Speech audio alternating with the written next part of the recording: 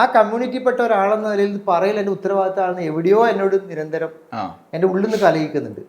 അപ്പം വിനു ആ ചർച്ചക്ക് എന്നെ വിളിച്ചപ്പോൾ ഞാൻ വൈഫിനോട് ചോദിച്ച് ഇത് ചർച്ച ചെയ്തപ്പോൾ വൈഫ് പറഞ്ഞു ഇക്കാക്കെന്ന് തോന്നുന്നു. ഞാൻ പറഞ്ഞു പാർട്ടി സഹാക്കളെ ഞാൻ വിട്ടുതരാം, ഭയപ്പെടേണ്ടതില്ല, ഞാൻ CPM അല്ല, ഞാൻ മുസ്ലിം ലീഗിന്റെ ഭാഗമായി നിൽക്കുന്നതാണ്. ഭാവന എന്ന് പറയുന്നത് മലയാളിയെ സംബന്ധിച്ചിടത്തോളം വളരെ ഏറ്റവും അഭിമാനിക്കാവുന്ന ഒരു നിലപാടിലൊരു സ്ത്രീയാണ്. ജമാഅത്തെ ഇസ്ലാമി അവരുടെ അടിസ്ഥാന ആശയം എന്ന് പറയുന്നത് ദൈവത്തിന്റെ ഭൂമിയിൽ ദൈവത്തിന്റെ ഭരണം. അതാണ് ഇവര് പറയുന്ന ഒന്നും സമുദായം പരിഗണിക്കത്തില്ല നിർഭാഗ്യവശാൽ. പക്ഷെ പൊതുസമൂഹത്തിന്റെ മുന്നിൽ പ്രേം നസീറിന്റെയോ അല്ലെങ്കിൽ AR റഹ്മാന്റെയോ വൈക്കം മുഹമ്മദ് ബഷീറിന്റെയോ നിലമ്പൂർ ആയിഷാന്റെയോ KT മുഹമ്മദിന്റെയോ ഇസ്ലാമല്ല വായിക്കപ്പെടുക. ഇതിപ്പോ ഒരു ഹിന്ദു കമ്മ്യൂണിറ്റിപ്പെട്ട ഒരാൾക്ക് ഇതുപോലത്തെ ഒരു സാഹചര്യം വന്നാൽ ഹിന്ദുത്വ രാഷ്ട്രീയക്കാർ മുഴുവൻ ഇറങ്ങിയിട്ട് മുഖ്യമന്ത്രിക്ക് കത്തെഴുതി എങ്ങനെ ഉണ്ടാവും? മുസ്ലിങ്ങൾക്ക് ഏറ്റവും അന്തസ്സോടുകൂടി അഭിമാനത്തോടു കൂടിയിട്ട് ഞാൻ മുസ്ലിമാണ് എന്ന് ഐഡന്റിറ്റി തിരിച്ചറിഞ്ഞുകൊണ്ട് ജീവിക്കാൻ പറ്റുന്ന ഒരു സ്റ്റേറ്റ് ഇന്ത്യയിൽ കേരളം മാത്രമാണ്. ഈ സാഫികളെയാണ് നമ്മൾ സുന്നികളെന്ന് വിചാരിക്കുന്നത്.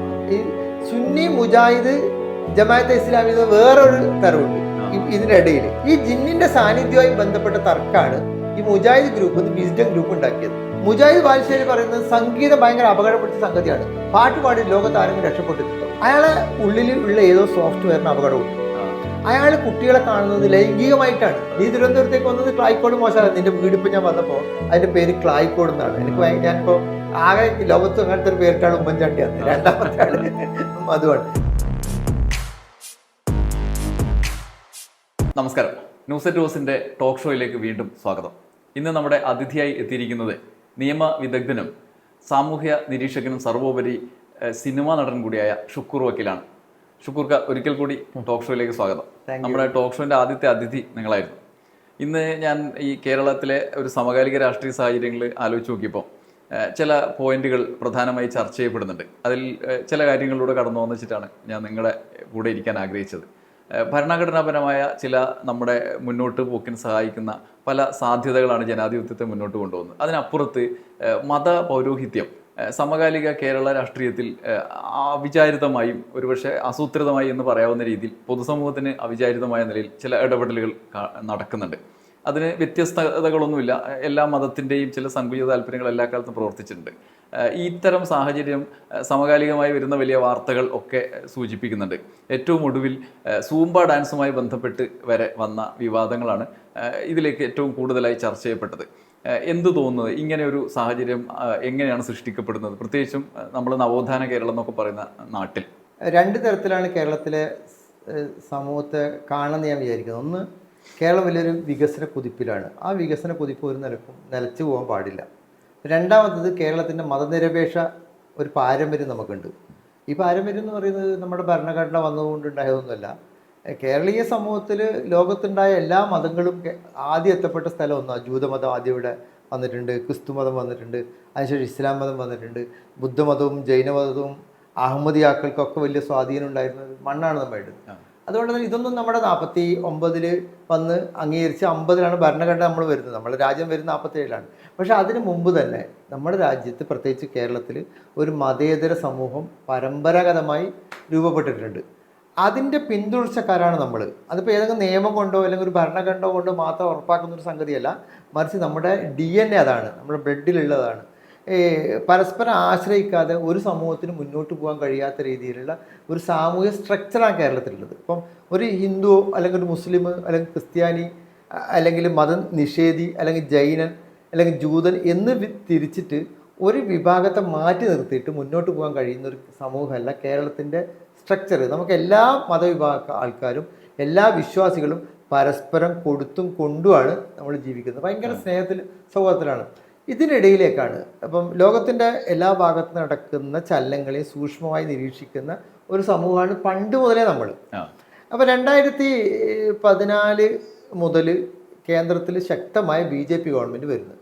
ആ BJP ഗവൺമെൻറ് ലീഡർ എന്ന് പറയുന്നയാൾ 2002 നരോദി പാർട്ടി അടക്കമുള്ള ഗുജറാത്ത് കലാപത്തിലെ കളങ്കിതനായ ഒരാൾ എന്ന് കൃത്യമായി അതിൽ പെട്ട പോലീസ് ഉദ്യോഗസ്ഥന്മാരും പറയുന്ന ഒരാളാണ്.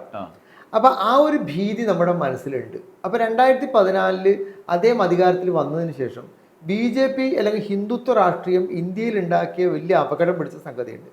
അതിനോട് പ്രതിരോധപ്പെടുന്ന ഒരു സമൂഹം എന്ന നിലയാണ് 2014 മുതൽ നമ്മൾ വളർന്നു വരുന്നത്. ഈ ഘട്ടത്തിലുണ്ടായ രാഷ്ട്രീയ സാഹചര്യം എന്ന് പറയുന്നത് മുസ്ലിങ്ങളുടെ ഇടയിൽ പ്രത്യേകിച്ച് RSSൻ്റെ ഒരു സൈദ്ധാന്തിക ലൈൻ മുസ്ലിങ്ങളെയും ക്രിസ്ത്യാനികളെയും കമ്മ്യൂണിസ്റ്റുകാരെയും വിദേശ രാജ്യത്ത് നിന്ന് വന്ന സിദ്ധാന്തമായതുകൊണ്ട് അവർ നമ്മുടെ ആഭ്യന്തര ശത്രുക്കളാണെന്ന് നമ്മൾ പറഞ്ഞു വെക്കുന്നത്. അപ്പോൾ നേരിട്ട് അറ്റാക്ക് ഏൽക്കുന്നത് ഇന്ത്യയിൽ ആദ്യത്തെ വിഭാഗം എന്ന് പറയുന്നത് മുസ്ലിങ്ങളാണ്. അപ്പോൾ കേരളത്തിലെ സാഹചര്യത്തിൽ കേരളീയ സമൂഹത്തിൽ മുസ്ലിങ്ങൾ ഗണ്യമായ ഒരു വിഭാഗമാണ്. ഇപ്പം നമ്മളൊരു 10 ആൾ എടുത്തു കഴിഞ്ഞാൽ 4-5 പേര് മുസ്ലിങ്ങളായിരിക്കും. ഏകദേശം ഒരു 26 മുതൽ 30% വരെ മുസ്ലിം ജനസംഖ്യയുണ്ട്. അത്രയും മുസ്ലിം ഡെൻസിറ്റി കൂടിയൊരു സൊസൈറ്റിയാണ്. ആ സൊസൈറ്റിയിലേക്ക് ഒരു BJP വിരുദ്ധത ശക്തമായി അല്ലെങ്കിൽ ഹിന്ദുത്വ രാഷ്ട്രീയത്തിനെതിരെയുള്ള നിലപാട് ശക്തമായി വരുന്നത് കേരളത്തിലെ മുഴുവൻ ആളുടെയും താല്പര്യം പ്രകാരമാണ്. കാരണം 5 പേരിൽ ഒരാൾ മുസ്ലിം ആകുമ്പോൾ അയാൾ നമ്മുടെ സഹോദരനാണ്. ആ സഹോദരന് പരിക്ക് പറ്റാൻ പാടില്ല. ഇപ്പോൾ CAA മൂവ്മെൻറ്റ് വന്ന സമയത്ത്, NRC മൂവ്മെൻറ്റ് വന്ന സമയത്ത്, പിന്നെ മുത്തലാഖ് ബില്ല് വന്ന സമയത്ത് ആ പ്രശ്നങ്ങളിലും കേരളം അതിനെ നേരിട്ടത് ഒരു മുസ്ലിം ഇഷ്യൂ ആയിട്ടല്ല, കേരളത്തിലെ മുഴുവൻ സമൂഹം അതിനെ പ്രതിരോധിച്ചത്. അതുകൊണ്ടാണ് ഗവൺമെന്റ് സുപ്രീം കോടതിയിൽ സൂട്ട് ഫയൽ ചെയ്തത്. അതുകൊണ്ടാണ് നിയമസഭ ഐക്യകണ്ഠേന പ്രമേയം പാസ്സാക്കിയത്. അതിൻ്റെ അർത്ഥം കേരള സമൂഹം ഒന്നിച്ച് BJPയുടെ ഹിന്ദുത്വ രാഷ്ട്രീയത്തിനെതിരെ മുസ്ലിം അപരവൽക്കരണത്തിനെതിരെ ശക്തമായ നിലപാടെടുക്കുന്ന ഒരു സമൂഹം എന്നാണ്. നിർഭാഗ്യവശാൽ ഇതിൻ്റെ ഒരു ഭാഗം എന്ന് പറയുന്നത് ലോക്സഭാ ഇലക്ഷൻ നടക്കും. നമ്മളിപ്പോൾ ഇലക്ട്രൽ പൊളിറ്റിക്സ് ആണ് ഒരു സമൂഹത്തെ മുന്നോട്ട് നയിക്കുന്ന പ്രധാനപ്പെട്ട ഒരു സംഗതി. നമ്മൾ ജനാധിപത്യത്തിൽ വിശ്വസിക്കുന്ന ഒരു പ്രധാനപ്പെട്ട സംസ്ഥാനമാണ് നമ്മുടേത്.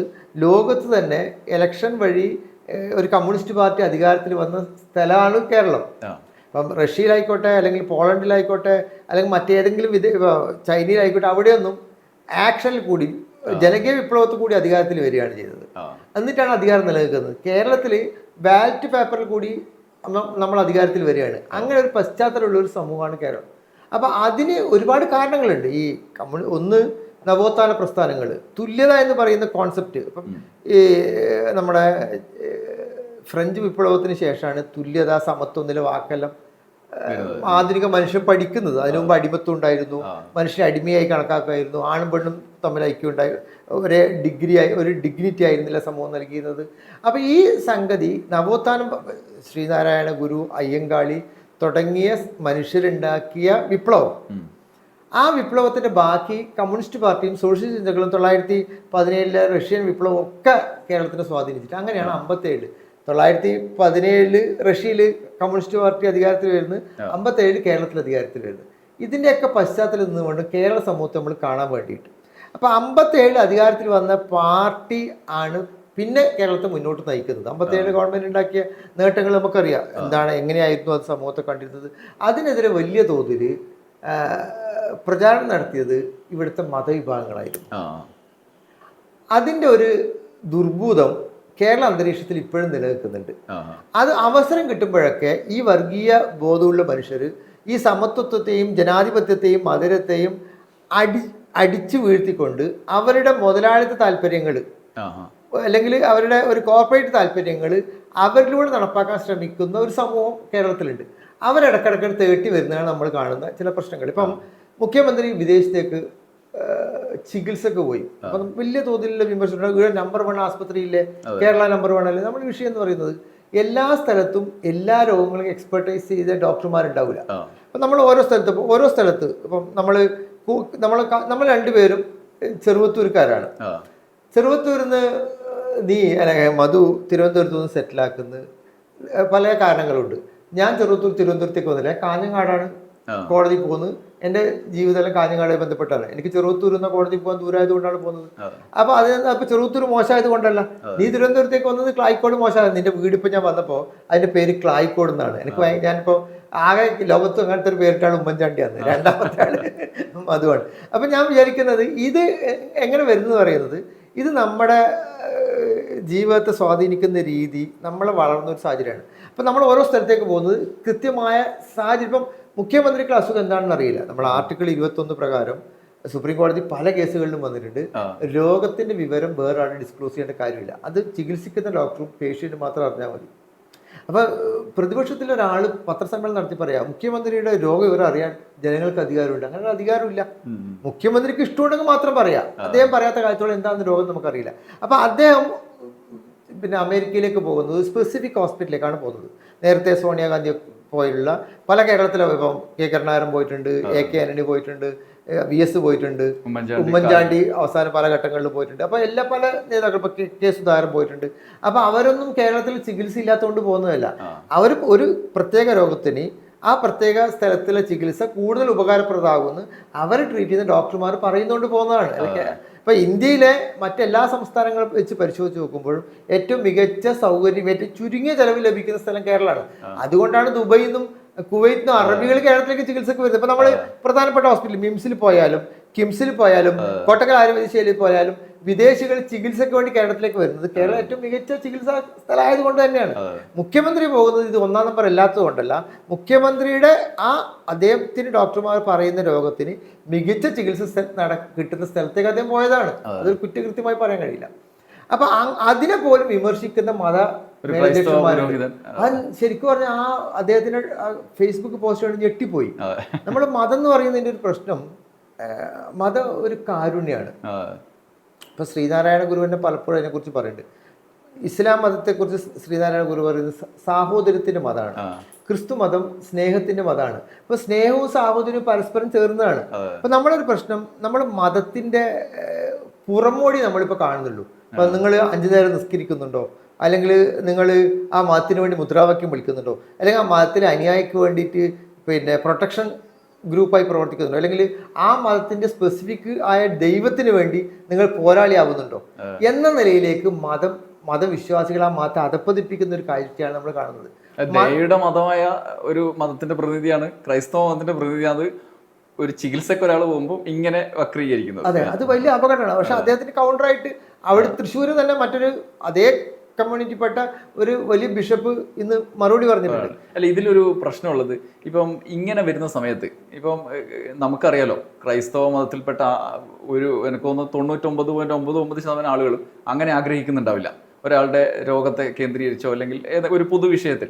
പക്ഷെ നമ്മൾ മുഖ്യധാരയിലേക്ക് വരുമ്പം ഒരു പുരോഹിതൻ ഇങ്ങനെ പറയുമ്പം ആ മത നേതൃത്വത്തിന്റെ കീഴിലുണ്ട് എന്ന് നമ്മൾ ധരിക്കുന്ന സമൂഹത്തെ ഒരു കുഴപ്പത്തിലാക്കുന്ന ഒരു പരിപാടിയാണ്. ഇപ്പോൾ ഞാൻ അതിലേക്കാണ് വന്നത്. ഇപ്പോൾ TK അഷ്റഫ് എന്ന് പറയുന്ന ഒരാൾ കേരളത്തിലെ സ്കൂളുകളെ കുട്ടികളെ ആൺ പെൺ അഴിഞ്ഞാട്ടത്തിന്റെ ഒരു കാറ്റഗറിയിലേക്ക് തിരിച്ചുകൊണ്ട് ഒരു നെറേറ്റീവ് ശ്രമിച്ചു. അത് ശരിക്കും പറഞ്ഞാൽ നമ്മളൊരു സ്കൂൾ വിദ്യാഭ്യാസത്തിനൊക്കെ അപ്പുറത്ത് അയാൾ പ്രവർത്തിക്കുന്ന മേഖലയിൽ അതിൻ്റെ തൊഴിൽദാതാവിന് പോലും ഉത്തരവാദിത്തമുള്ളൊരു കാര്യമാണ്. ആ അർത്ഥത്തിൽ അദ്ദേഹത്തിനെതിരെ ഗവൺമെൻറ് നടപടി സ്വീകരിക്കുന്നു. ഈ നടപടിക്കെതിരെ അതേ മതത്തിൻ്റെ പൗരോഹിത്യത്തിൽപ്പെട്ട നിരവധി ആളുകൾ TK അഷ്റഫിനെതിരെ നടപടി സ്വീകരിച്ചത് പിൻവലിക്കണം. എല്ലാവരും അല്ല പറയുന്നത്, ഇസ്ലാം മതത്തിൽപ്പെട്ട ചില മതവിഭാഗത്തിൻ്റെ ആളുകൾ. ഇത് ഈ മതസമൂഹത്തിൽപ്പെട്ട അതിൽ യോജിക്കുന്ന ആളുകൾ ആയിരിക്കില്ല, നേരത്തെ പറഞ്ഞ ഭൂരിപക്ഷം മുസ്ലിം സമൂഹവും. അപ്പോൾ ഇങ്ങനെ തെറ്റിദ്ധരിപ്പിക്കുന്ന രീതിയിലേക്ക്, ആളുകളെ മോശക്കാരാക്കുന്ന രീതിയിലേക്ക് ഈ ഒരു പ്രശ്നത്തെ കൊണ്ടുപോകുന്നത് മതപൗരോഹിത്യത്തിൻ്റെ അല്ലെങ്കിൽ മതസംഘടനകളുടെ ആളുകൾ വലിയ പങ്കുവഹിക്കുന്നില്ലേ? അത് TK അഷ്റഫിൻ്റെ ഈ പ്രശ്നം അത് വളരെ ഗൗരവത്തിൽ സമൂഹം കാണുമെന്ന് ഞാൻ വിചാരിക്കുന്നുണ്ട്. അയാളുടെ ഫേസ്ബുക്ക് പോസ്റ്റ് മധു പറഞ്ഞതുപോലെ 3 കാര്യങ്ങൾ അതിൽ പറയുന്നു. ഒന്ന്, അല്പവസ്ത്രം ധരിച്ച ആണും പെണ്ണ് ഇടകലർന്ന് സംഗീതത്തിൻ്റെ അകമ്പടിയോടെ നൃത്തം ചെയ്യുന്നു. 3 പോയിന്റ്: ആണും പെണ്ണ്, അല്പവസ്ത്രം, സംഗീതത്തിൻ്റെ അകമ്പടിയോടെ ഡാൻസ് ചെയ്യുന്നു. ഇതൊരു വിശ്വാസത്തിൻ്റെ പ്രശ്നമാണ്. അയാൾ വിസ്ഡം എന്ന് പറയുന്ന ഒരു ഗ്രൂപ്പാണ്. ഇപ്പം മുസ്ലിം സമുദായത്തിൽ മുസ്ലിം എന്ന് പറയുന്ന ഒറ്റ ഒരു വാക്കിൻ്റെ എല്ലാവരും അതിൽ പല തരത്തിലുള്ള സംഗതിയുണ്ട്. ഇപ്പം അത് പലപ്പോഴും നമ്മുടെ സമൂഹത്തിൽ ശ്രദ്ധിക്കാറില്ല. അപ്പം മുസ്ലിങ്ങൾ ബ്രോഡ് കാറ്റഗറിയിൽ 2 വിഭാഗമാണ്, ഷിയാക്കളും സുന്നികളും. അപ്പം പ്രവാചകന്റെ മകളുടെ ഫാത്തിമയുടെ ഭർത്താവാണ് അലി. ആ അലി മുസ്ലിങ്ങൾ സാധാരണ അലി റളിയല്ലാഹു അൻഹു എന്ന് പറയും.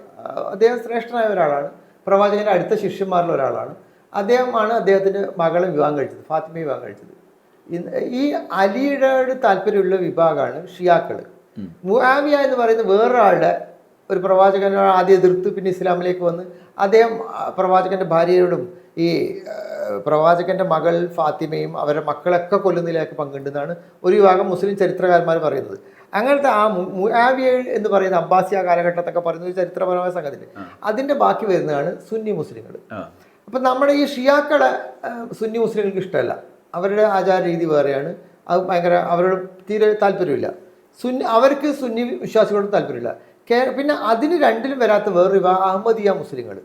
അഹമ്മദിയ മുസ്ലിങ്ങൾ എന്ന് പറയുന്നത് മുഹമ്മദ് നബി അവസാന പ്രവാചകൻ എന്നാണ് മുസ്ലിങ്ങൾ വിശ്വസിക്കുന്നത്. ഫണ്ടമെന്റൽ ഇപ്പം നമ്മൾ അഷ്ഹദു അല്ലാ ഇലാഹ ഇല്ലല്ലാഹ് വഅഷ്ഹദു അന്ന മുഹമ്മദ് റസൂലുള്ളാ, അള്ളാഹു അല്ലാതെ ഒരു ആരാധകനില്ല, മുഹമ്മദ് അള്ളാഹുവിൻ്റെ പ്രവാചകനാണ്.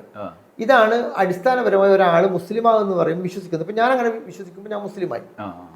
അപ്പം ഈ അഹമ്മദിയ മുസ്ലിങ്ങൾ വരുന്ന സമയത്ത് ഈ മുഹമ്മദ് റസൂലുള്ളാ എന്ന് പറയുന്നതിൽ റസൂലിന് ശേഷം വേറൊരു പ്രവാചകനെ അള്ളാഹ് ഇറക്കിയിട്ടുണ്ട്.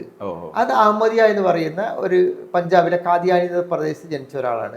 അയാളെ കൂടി അംഗീകരിക്കണം എന്നുള്ളതാണ് അഹമ്മദിയാക്കളുടെ വിശ്വാസമായിട്ട് പറയുന്നത്. അപ്പം അവരെ മുസ്ലിങ്ങളായിട്ട് മുസ്ലിം ജനവിഭാഗം അംഗീകരിക്കുന്നില്ല. പാകിസ്ഥാനിൽ അവർക്ക് ഭയങ്കരമായ പീഡനം അനുഭവിക്കുന്ന ഒരു വിഭാഗമാണ്, ഭയങ്കരമായ പീഡനം അനുഭവിക്കും. ഇന്ത്യയിൽ സെക്യുലർ സ്റ്റേറ്റ് ആയതുകൊണ്ട് അവർക്ക് അങ്ങനെ പ്രത്യക്ഷത്തിൽ പീഡനങ്ങളൊന്നുമില്ല. അവരെ അടിക്കാൻ ശ്രമിച്ചാൽ ഭരണകൂടം എതിർക്കും. അപ്പോൾ അതാണ് പ്രധാനപ്പെട്ട 3 വിഭാഗം. പിന്നെ നമ്മുടെ കേരളത്തിലെ പ്രധാനപ്പെട്ട വിഭാഗം എന്ന് പറയുന്നത് സുന്നികളാണ്.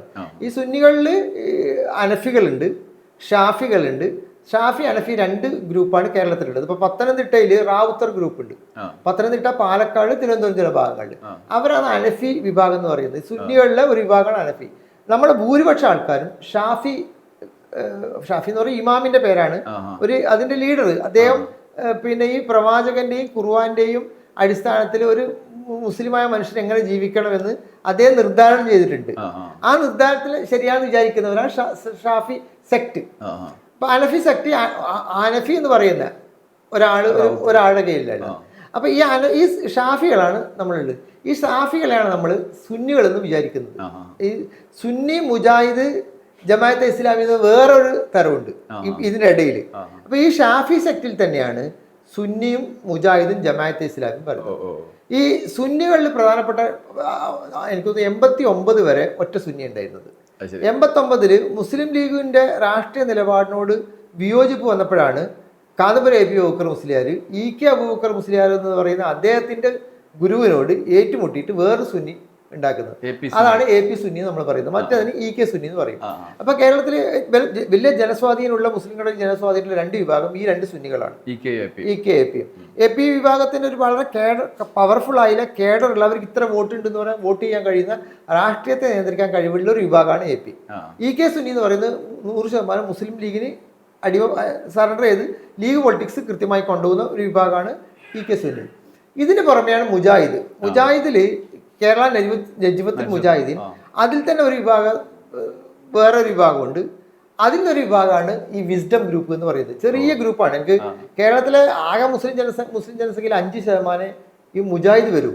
ആ മുജാഹിദിൽ 0.01% ഈ വിസ്ഡം ഗ്രൂപ്പ് വരും. അപ്പൊ ഈ വിസ്ഡം ഗ്രൂപ്പ് എന്ന് പറയുന്നത് ജിന്ന് എന്ന് പറയുന്ന ഒരു കോൺസെപ്റ്റ് ഉണ്ട്. അപ്പൊ അള്ളാഹുവിന്റെ സൃഷ്ടികൾ 3 എണ്ണമായിട്ടാണ് കാണുന്നത്. 1 മലക്കുകൾ, 2 മനുഷ്യര്, 3 ജിന്ന്. അപ്പൊ ജിന്നയുടെ വെച്ച് എനിക്കറിയില്ല, ഞാനൊരു ഖുർആൻ സങ്കല്പം അങ്ങനെയാണ്. ഖുർആനിൽ പറയുന്നതാണ് ഈ 3. അപ്പം മലക്കുകൾ എന്ന് പറയുന്നത് നമ്മൾ കാണാത്ത ഭാഗം, മനുഷ്യർ നമ്മൾ കാണും, ജിന്നിനെ നമ്മൾ കാണൂല. ഈ ജിന്നിന്റെ സാന്നിധ്യവുമായി ബന്ധപ്പെട്ട തർക്കമാണ് ഈ മുജാഹിദ് ഗ്രൂപ്പ് നിന്ന് വിസ്ഡം ഗ്രൂപ്പ് ഉണ്ടാക്കിയത്.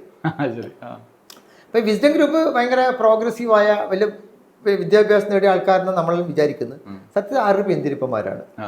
അവരുടെ കോൺസെപ്റ്റ് എന്ന് പറയുന്നത്, ഇപ്പം നമ്മൾ യൂട്യൂബിൽ അടിച്ചാൽ മുജാഹിദ് ബാലുശ്ശേരി, അയാളുടെ ബ്രദർ വേറെ ഉണ്ട് സിറാജ് ബാലുശ്ശേരി, MM അക്ബർ, ഇവരൊക്കെ വീഡിയോ ഇഷ്ടം പോലെ കിട്ടാനുണ്ട്. അപ്പം ഈ മുജാഹിദ് ബാലുശ്ശേരിന്റെ ബ്രദറിന്റെ സിറാജ് ബാലുശ്ശേരി എന്ന് എനിക്ക് തോന്നുന്നത്, തെറ്റിട്ട് ആ പേരിൽ മിസ്റ്റേക്ക് കിട്ടും. അയാൾ പറയാ ചിത്രം വരക്കുന്ന കുറ്റകൃത്യമാണ്. അയാൾ വീഡിയോ എടുക്കും, ചിത്രം വരക്കുന്ന കുട്ടികൾക്ക് സ്കൂളിൽ അയക്കാൻ പാടില്ല. മുജാഹിദ് ബാലുശ്ശേരി പറയുന്നത് സംഗീതം ഭയങ്കര അപകടം പിടിച്ച സംഗതിയാണ്, പാട്ട് പാടി ലോകത്ത് ആരെങ്കിലും രക്ഷപ്പെട്ടിട്ടുണ്ടോ? MM അക്ബർ ഇതിന് ഈ ഒരു ചിന്താധാരയാണ്. പാട്ട് പാടില്ല, സംഗീതം പാടില്ല, ചിത്രം വരക്കാൻ പാടില്ല, പിന്നെ സ്ത്രീകൾ ഈ മുഖം മൂടുന്ന പർദ്ദയടക്കം ഇടാണ്ട് പുറത്ത് ചെയ്യാൻ പാടില്ല. ഈ ചിത്രം അത് വേറെ എവിടെയാണ് കേട്ടിട്ടുള്ളത്? എവിടെ? അഫ്ഗാനിസ്ഥാൻ, പിന്നെ ISIS-ൽ. അപ്പൊ താലിബാനും ISIS-ഉം എന്താണോ സമൂഹത്തോട് നിരന്തരം പറഞ്ഞുകൊണ്ടിരിക്കുന്നത് അതേ ചിന്താധാരയാണ് ഈ വിസ്ഡം ഗ്രൂപ്പ് നമ്മുടെ ഇടയിൽ പ്രചരിപ്പിക്കുന്നത്. ആ വിസ്ഡം ഗ്രൂപ്പിന്റെ നേതാവാണ് ഈ TK അഷ്റഫ് എന്ന് പറയുന്ന ആള്. ഞാൻ കഴിഞ്ഞ 3-4 ദിവസമായിട്ട് ഈ ഇഷ്യൂ വന്ന മുതൽ എൻ്റെ പോയിന്റ് അതായിരുന്നു. ഈ താലിബാനികളല്ല കേരളത്തിലെ മുസ്ലിമിനെ റെപ്രസെന്റ് ചെയ്യുന്നത്. നമ്മള് ഈ മുസ്ലിം എന്ന് പറയുന്ന ബ്രോഡ് സെൻസിൽ ഞാൻ പറഞ്ഞല്ലോ, ഇവ ഈ പറയുന്ന കാറ്റഗറി എല്ലാം മുസ്ലിങ്ങളാണ്. ഇവിടെ അഹമ്മദിയാക്കളും മുസ്ലിങ്ങളാണ്. അപ്പൊ നമ്മളെ ഇവിടെ ഒരാൾ മുസ്ലിമാണോ അല്ലയോ നിശ്ചയിക്കുന്ന ആളാരാ? 1 അയാൾക്ക് ഡിക്ലെയർ ചെയ്യാം, 2 നമ്മുടെ തഹസിൽദാറാണ്. ആ, അതെ. ഇപ്പൊ മധു ഇന്ന കമ്മ്യൂണിറ്റി പറയുന്ന ആള് മധു പറഞ്ഞാൽ പോരല്ലോ, മധുവിന് പറയാ. ആ പറയുന്നത് സബ്സ്റ്റാൻഷിയേറ്റ് ചെയ്യുന്ന ഡോക്യുമെന്റ് വേണം. ആ ഡോക്യുമെന്റ് കിട്ടുന്നത് SSLC ബുക്ക് നോക്കി, അച്ഛനമ്മയാരും നോക്കി, നമ്മളെ വില്ലേജ് ഓഫീസർ ശുപാർശ നടത്തി നമ്മൾ തഹസിൽദാർ തരുന്ന സർട്ടിഫിക്കറ്റ് ആണ്.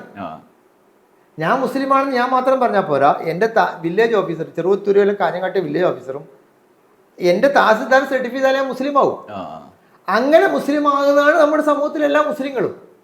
ഏതെങ്കിലും പണ്ഡിത ഗ്രൂപ്പോ രണ്ടോ ആൾ കൂടി ഇരുന്നിട്ട് ഉണ്ടാക്കാൻ പറ്റുന്നതല്ല മുസ്ലിം. അങ്ങനെ വരുമ്പം എൻ്റെ പോയിന്റ് പ്രേം നസീർ, നിലമ്പൂർ ആയിഷ, KT മുഹമ്മദ്, മമ്മൂട്ടി, സംവിധായകൻ സിദ്ദീഖ്, KP ഉമർ, അങ്ങനെ മുഹമ്മദ് റാഫി, വൈക്കം മുഹമ്മദ് ബഷീർ, പുനത്തുൽ കുഞ്ഞബ്ദുള്ള, NP മുഹമ്മദ്, പിന്നെ കലാമണ്ഡലം ഹൈദരലി, അങ്ങനെ AR റഹ്മാൻ, മാധവിക്കുട്ടി, ഇപ്പൊ കമല സുരയ്യ, ഇപ്പൊ അവരൊക്കെയുള്ള വലിയൊരു പരമ്പര, ഒരു പരന്നു കിടക്കുന്ന സംഗതിയാണ് ഈ മുസ്ലിം എന്ന് പറയുന്നത്. ഞാൻ അപ്പൊ നമ്മൾ ഇതെല്ലാം ചെയ്ത് ഇപ്പൊ മമ്മൂട്ടിയാവും അല്ലെങ്കിൽ വൈക്കം മുഹമ്മദ് ബഷീറിനെ അല്ലെങ്കിൽ പ്രേം നസീറിനെ മാറ്റി നിർത്തിക്കൊണ്ട് കേരളീയ സമൂഹത്തെക്കുറിച്ച് നമുക്ക് ചിന്തിക്കാൻ കഴിയും. നിങ്ങൾ എന്തൊക്കെ പറഞ്ഞോ, മുസ്ലിങ്ങള് നിങ്ങൾ അതർ പേഴ്സൺ ആയിക്കോ, നിങ്ങൾ അവർ മോശക്കാരായിക്കോ, അവരൊന്നിനും കൊള്ളാത്തവരെന്ന് പറഞ്ഞു. പക്ഷെ മമ്മൂട്ടിയെ മാറ്റി നിർത്തിക്കൊണ്ട് മലയാള സിനിമയെ കുറിച്ച് ചർച്ച ചെയ്യാൻ കഴിയും. വൈക്കം മുഹമ്മദ് ബഷീറില്ലാത്ത മലയാള സാഹിത്യം ഇല്ലെന്ന്. നിങ്ങൾ ഇനി 1000 കൊല്ലം കഴിഞ്ഞ്, അല്ലെങ്കിൽ ഇന്നലെ ബഷീറിന്റെ മരണദിനാണ് ജൂലൈ 5-ാം തീയതി, ഇന്ന് 6. നിങ്ങളൊരു 10,000 കൊല്ലം കഴിഞ്ഞ് കേരളം മുഴുവൻ കടലെടുത്തുകൊണ്ട് ഏതെങ്കിലും ഇന്റർനെറ്റിൽ ബഷീറിന്റെ പുസ്തകം വായിക്കാത്ത ഒരു മലയാളി ലോകത്തുണ്ടാവും. മമ്മൂട്ടിയുടെ ക്ലിപ്പില്ല. പ്രേം നസീറിന്റെ ഒരു ജയഭാരതിയും ഷീലയും പ്രേം നസീർ പാടാത്ത ഒരു ആ സീൻ കാണാത്ത മനുഷ്യരുണ്ടാവില്ല നിങ്ങൾ ഏതെങ്കിലും കാലത്ത്. അപ്പൊ അങ്ങനെയുള്ള ഒരു സമൂഹത്തെ 2-3 ആള് താലിബാൻ താല്പര്യം വെച്ചിട്ട് അവരുടെ കുടുസായ ശരിക്കും ഇസ്ലാമിനെ റെപ്രസെന്റ് ചെയ്യുന്ന എനിക്ക് പറയാൻ താല്പര്യമില്ല. കാരണം ഇസ്ലാം എന്ന് പറയുന്നത് സൂഫി പാരമ്പര്യമുള്ള സംഗതി കൂടിയിട്ട് ഗസൽ ഉണ്ടാക്കിയതാരാ, സംഗീതം ഉണ്ടാക്കിയതാരാ. ഇപ്പൊ നമ്മളെ പ്രധാനപ്പെട്ട ഒരു ട്രെയിൻ നിസാമുദ്ദീൻ ട്രെയിനാണ്. നിസാമുദ്ദീൻ ഔലിയ എന്ന് പറയുന്നത് ഒരു സൂഫി വരിയലാണ്. ആ സൂഫി വരിയ എന്ന് പറഞ്ഞാൽ ആയിരക്കണക്കിന് ഗസൽ ഉണ്ടാക്കിയ ആളാണ്. തലത്ത് അസീസ്, തലത്ത് മുഹമ്മദ്, പിന്നെ നമ്മളെ സക്കീർ ഹുസൈൻ, ഇന്ത്യൻ മുസ്ലിം പാരമ്പര്യം എന്ന് പറയുന്നത് ഇതൊക്കെ ചേർന്നതാണ്. അപ്പൊ അങ്ങനെയുള്ള ഒരിടത്തേക്കാണ് കുട്ടികളുടെ ഇടയിൽ പാട്ട് വെച്ചിട്ട് അല്ലെങ്കിൽ സംഗീതത്തോടു കൂടി ഡാൻസ് കളിക്കുന്നതുകൊണ്ട് അത് അദ്ദേഹത്തിന്റെ മതവിരുദ്ധമായി തോന്നുന്നത് കൊണ്ടാണ് അദ്ദേഹം എതിർക്കുന്നത്. അദ്ദേഹം പറയുന്ന കാര്യം അടിസ്ഥാനരഹിതമാണ്. ഒന്നും അദ്ദേഹം ഞാൻ മനസ്സിലാക്കിയെടുത്തോളം ഒരു എയ്ഡഡ് സ്കൂളിൽ അധ്യാപകനാണ്, ഗവൺമെന്റ് ശമ്പളം വാങ്ങുന്ന ആളാണ്. അയാൾ എയ്ഡഡ് സ്കൂൾ പഠിപ്പിക്കുന്നതുകൊണ്ട് തന്നെ ഗവൺമെന്റ് സർവീസ് റൂൾസ് അയാൾക്ക് ബാധകമാണ്. അപ്പൊ നേരത്തെ 1969 ആദരണീയനായ CH എന്ന് പറയുന്ന ആള് കേരളത്തിലെ ഏറ്റവും പ്രധാനപ്പെട്ട എല്ലാ കാലത്തേക്കും മുസ്ലിം ലീഗിന്റെ, ബഷീറിനെ കുറിച്ചൊക്കെ പറയും പോലെ മുസ്ലിം ലീഗ് എന്ന പാർട്ടി ലോകത്ത് നിലനിൽക്കുന്ന കാലത്തോളം CHനെ കുറിച്ച് പറയും. കാരണം CH ഉണ്ടാക്കിയ ഒരു വിപ്ലവം അങ്ങനെയാണ്. മുസ്ലിം സമുദായത്തിന്റെ ഇടയിൽ വിയോജിപ്പുകളുടെ പല മേഖലയുണ്ട്, നമുക്ക് പിന്നെ ഡിസ്കസ് ചെയ്യാം. പക്ഷെ CH എന്ന് പറയുന്ന വാക്ക് കേരള സമൂഹത്തിൽ ഒരു 42 ദിവസം മുഖ്യമന്ത്രിയാണെങ്കിലും ഒരു മൈനോറിറ്റി പാർട്ടി ലീഡർ എന്നതിൽ മുഖ്യമന്ത്രിയാകാൻ കരിഷ്മ ഉണ്ടായതുകൊണ്ടാണ് അദ്ദേഹം മുഖ്യമന്ത്രിയായത്. ഒരു കരിഷ്മ ഇല്ലാത്ത ആൾക്ക് മുഖ്യമന്ത്രിയാകാൻ കഴിയില്ല. അത്രയും പ്രഗത്ഭനായ ഒരു നേതാവ് അദ്ദേഹം വിദ്യാഭ്യാസ മന്ത്രിയായിരിക്കെ ഒരു കാർട്ടൂൺ വരച്ചതിന്റെ പേരിൽ PK മന്ത്രി എന്ന് പറയുന്ന ഒരു കാർട്ടൂണിസ്റ്റിനെ സർവീസിന് സസ്പെൻഡ് ചെയ്തിട്ടുണ്ട്. പിന്നെ മലയാറ്റൂർ രാമകൃഷ്ണൻ അതൊക്കെ പരിശോധിച്ച് അയാൾക്ക് അനുകൂലമായ റിപ്പോർട്ട് കൊടുത്ത CHനെ തിരിച്ചെടുക്കുന്ന ഒരു സാഹചര്യം ഉണ്ടായിട്ടുണ്ട്. അപ്പം അതുപോലെ തന്നെ പ്രേമരാജ് എന്ന് പറയുന്ന പയ്യന്നൂരിലെ നമ്മുടെ നാട്ടിലൊരാള് ഇതേ ശിവൻകുട്ടി മിനിസ്റ്റർ ആയ സമയത്ത് തന്നെ വിദ്യാഭ്യാസ നയത്തിനെതിരെ ലേഖനം എഴുതിയതിന്റെ പേരിൽ സസ്പെൻഡ് ചെയ്തിട്ടുണ്ട്. അപ്പൊ വിദ്യാഭ്യാസ വകുപ്പിൽ പുതിയൊരു സംഗതിയല്ല. പക്ഷെ ഇയാൾ ഉപയോഗിക്കുന്ന ഈ അഷ്റഫ് എന്ന് പറയുന്ന ആൾ ചെയ്യുന്ന സംഗതി എന്താ? അയാൾ പറഞ്ഞ ഞാൻ നേരത്തെ സൂചിപ്പിച്ചതുപോലെ 3 കാര്യമാണ്. അല്പവസ്ത്രം, അങ്ങനെ സംഗതി ഇല്ല. കുട്ടികള് അല്പവസ്ത്രം ഇട്ടിട്ടുള്ള സ്കൂളിൽ പോകുന്നത്, ഈ സ്കൂൾ യൂണിഫോമിലാണ് സൂംബ ഡാൻസ് കളിക്കുന്നത്. പിന്നെയുള്ള ആണും പെണ്ണും ഇടകലർന്നിട്ട് ആ വാക്കുകൾ ഭയങ്കര അപകടം പിടിച്ചതാണ്. ആ പ്രശ്നം എന്ന് പറയുന്നത് നമ്മൾ ആണും പെണ്ണും അല്ല സ്കൂളിൽ. നമ്മൾ അവരുടെ പീപ്പിൾ എന്ന് നമ്മൾ പറയും, വാർഡ് എന്ന് പറയും, ചൈൽഡ് എന്ന് പറയും. 18 വയസ്സിന് താഴെയുള്ള ഒരു ആണും പെണ്ണുമായി നമ്മൾ കണക്കാക്കുന്നില്ല. ആ ഒരു ബോധം തന്നെ അപകടം പിടിച്ചതാണ്. കുട്ടികളെ കാണുന്നില്ല. അയാൾക്ക് ഒരു സെക്സ് ഒബ്ജക്റ്റ് ആയിട്ട് കുട്ടികളെ കാണുന്ന സാഹചര്യത്തിൽ ഉണ്ടാകാൻ പാടില്ലാത്തതാണ്. അയാളെ ഉള്ളിൽ ഉള്ള ഏതോ സോഫ്റ്റ്വെയറിന് അപകടമുണ്ട്. അയാൾ കുട്ടികളെ കാണുന്നത് ലൈംഗികമായിട്ടാണ്. ആ വാക്ക് സെക്ഷലി ഒബ്ജക്റ്റിഫൈ എന്ന് പറയും നമ്മൾ വേറൊരു ഭാഷയിൽ. അയാൾ ലിംഗവസ്തുവായിട്ടാണ് കാണുന്നത്. ഒരു ആണെന്ന ലിംഗം, പെണ്ണെന്ന ലിംഗം. അത് തെറ്റായ ഒരു അധ്യാപകന് അങ്ങനത്തെ ഒരു മൈൻഡ് സെറ്റ് ഉണ്ടാകാൻ പാടില്ല. അധ്യാപകര് സെക്ഷൽ വയലൻസ് കുട്ടികൾക്ക് നേരെ നടത്തുന്നുണ്ട്, മദ്രസയിലെ ഉസ്താദുമാർ നടത്തുന്നുണ്ട്, പൂജാരിമാർ നടത്തുന്നുണ്ട്, ചർച്ചിലെ ആൾക്കാർ നടത്തുന്നുണ്ട്. അങ്ങനെ ഒറ്റപ്പെട്ട വ്യക്തികൾ ചെയ്യുന്നത് പോലെ ഒരു പ്രധാനപ്പെട്ട ഉത്തരവാദിത്വം വഹിക്കുന്നത്. അതായത് വിസ്ഡം എന്ന് പറയുന്ന ചെറിയ ഗ്രൂപ്പാണെങ്കിൽ അതിൻ്റെ സ്റ്റേറ്റ് സെക്രട്ടറിയാണ് അയാൾ. അപ്പം അയാളെ പോലുള്ള ഒരു അധ്യാപകൻ ഈ കുട്ടികളെ സെക്സ് ഒബ്ജക്റ്റായി കാണുന്നു എന്ന് പറയുന്നത് അതിന് അപകടം പിടിച്ച സംഗതിയാണ്. നമ്മൾ juvenile justice care and protection എന്ന് പറഞ്ഞൊരു നിയമമുണ്ട്. എൻ്റെ ഇപ്പം മധുവിന് 2 കുട്ടികൾ, എനിക്ക് എൻ്റെ ഇളയ കുട്ടിക്ക് 17 വയസ്സായിട്ടുള്ളൂ. ഞാൻ മോളെ തച്ചാൽ മോൾക്ക് 109 വിളിച്ച പോലീസ് വരും എന്നെ പിടിക്കാൻ. ഇപ്പൊ മധുവിനെ ചെറുതുണ്ടല്ലോ 1ാം ക്ലാസ് പഠിക്കുന്നത്, അത് മധുവിനെ കുർത്തക്ക് കളിച്ചാൽ നീ ഇല്ലാത്ത സമയത്ത് ഫോൺ നോക്കി 109 ചോദിച്ച പോലീസ് വരും നിന്നെ എന്താ മധു ചെയ്തു കൂട്ട്.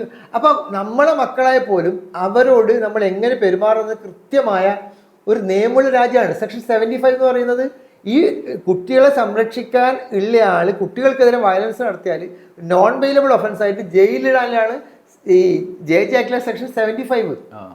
അപ്പോൾ അത് നമ്മളെ നിസ്സാരമായി കാണില്ല. അതുപോലെ തന്നെ കുട്ടികളെ ലൈംഗിക പീഡനത്തിന് രക്ഷപ്പെടുത്തുന്ന നിയമം പോക്സോ എന്ന് പറയുന്ന protection of children from sexual violence act, അത് എന്താ അതിൻ്റെ ഒരു പ്രത്യേകത?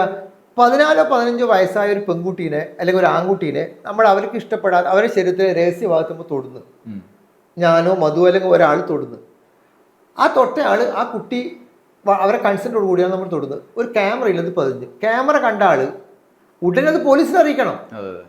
ആ കുട്ടി സമ്മതിച്ചിട്ടാണ് മധു അല്ലെങ്കിൽ ഷുക്കൂർ തൊട്ടു എന്ന് പറഞ്ഞാൽ നമുക്ക് അതിന് രക്ഷപ്പെടാൻ കഴിയില്ല. ആ ക്യാമറ കണ്ട ആള് അത് ആരാണോ സൂക്ഷിക്കുന്നത് അവർ ഉടനെ പോലീസിനെ അറിയിച്ചില്ല, കണ്ട ആള് കുറ്റക്കാരുണ്ടാവും. നേരെ മറിച്ച് 25, 30, 18 വയസ്സിൽ മേലെ പ്രായമുള്ള സ്ത്രീയോ പുരുഷനോ അങ്ങനെ അവരെ ശരീരം തൊട്ട് കുറ്റകൃത്യമല്ല. ഒരു കണ്ടാക്ക് കേസെടുക്കാൻ കഴിയില്ല, പോലീസിന് കേസെടുക്കാൻ കഴിയില്ല. അത് അവരുടെ ശരീരത്തിന് മേലെ അവർക്കുള്ള അധികാരമാണ്. കുട്ടികൾക്ക് നേരെ ലൈംഗിക അക്രമം നടത്തിയാൽ അത് കുറ്റകൃത്യമാകുന്നത് അവർ കുട്ടികളായതുകൊണ്ടാണ്. അപ്പൊ കുട്ടികളും മുതിർന്നവരും വേറെയാണ്. അപ്പം ആണ് പെണ്ണ് എന്ന് പറയുന്നത് കുട്ടികളെ മേലെ അടിച്ചേൽപ്പിക്കാൻ പാടില്ല. അത് വികലമായ ഒരു സങ്കല്പമാണ് അയാളുള്ളത്.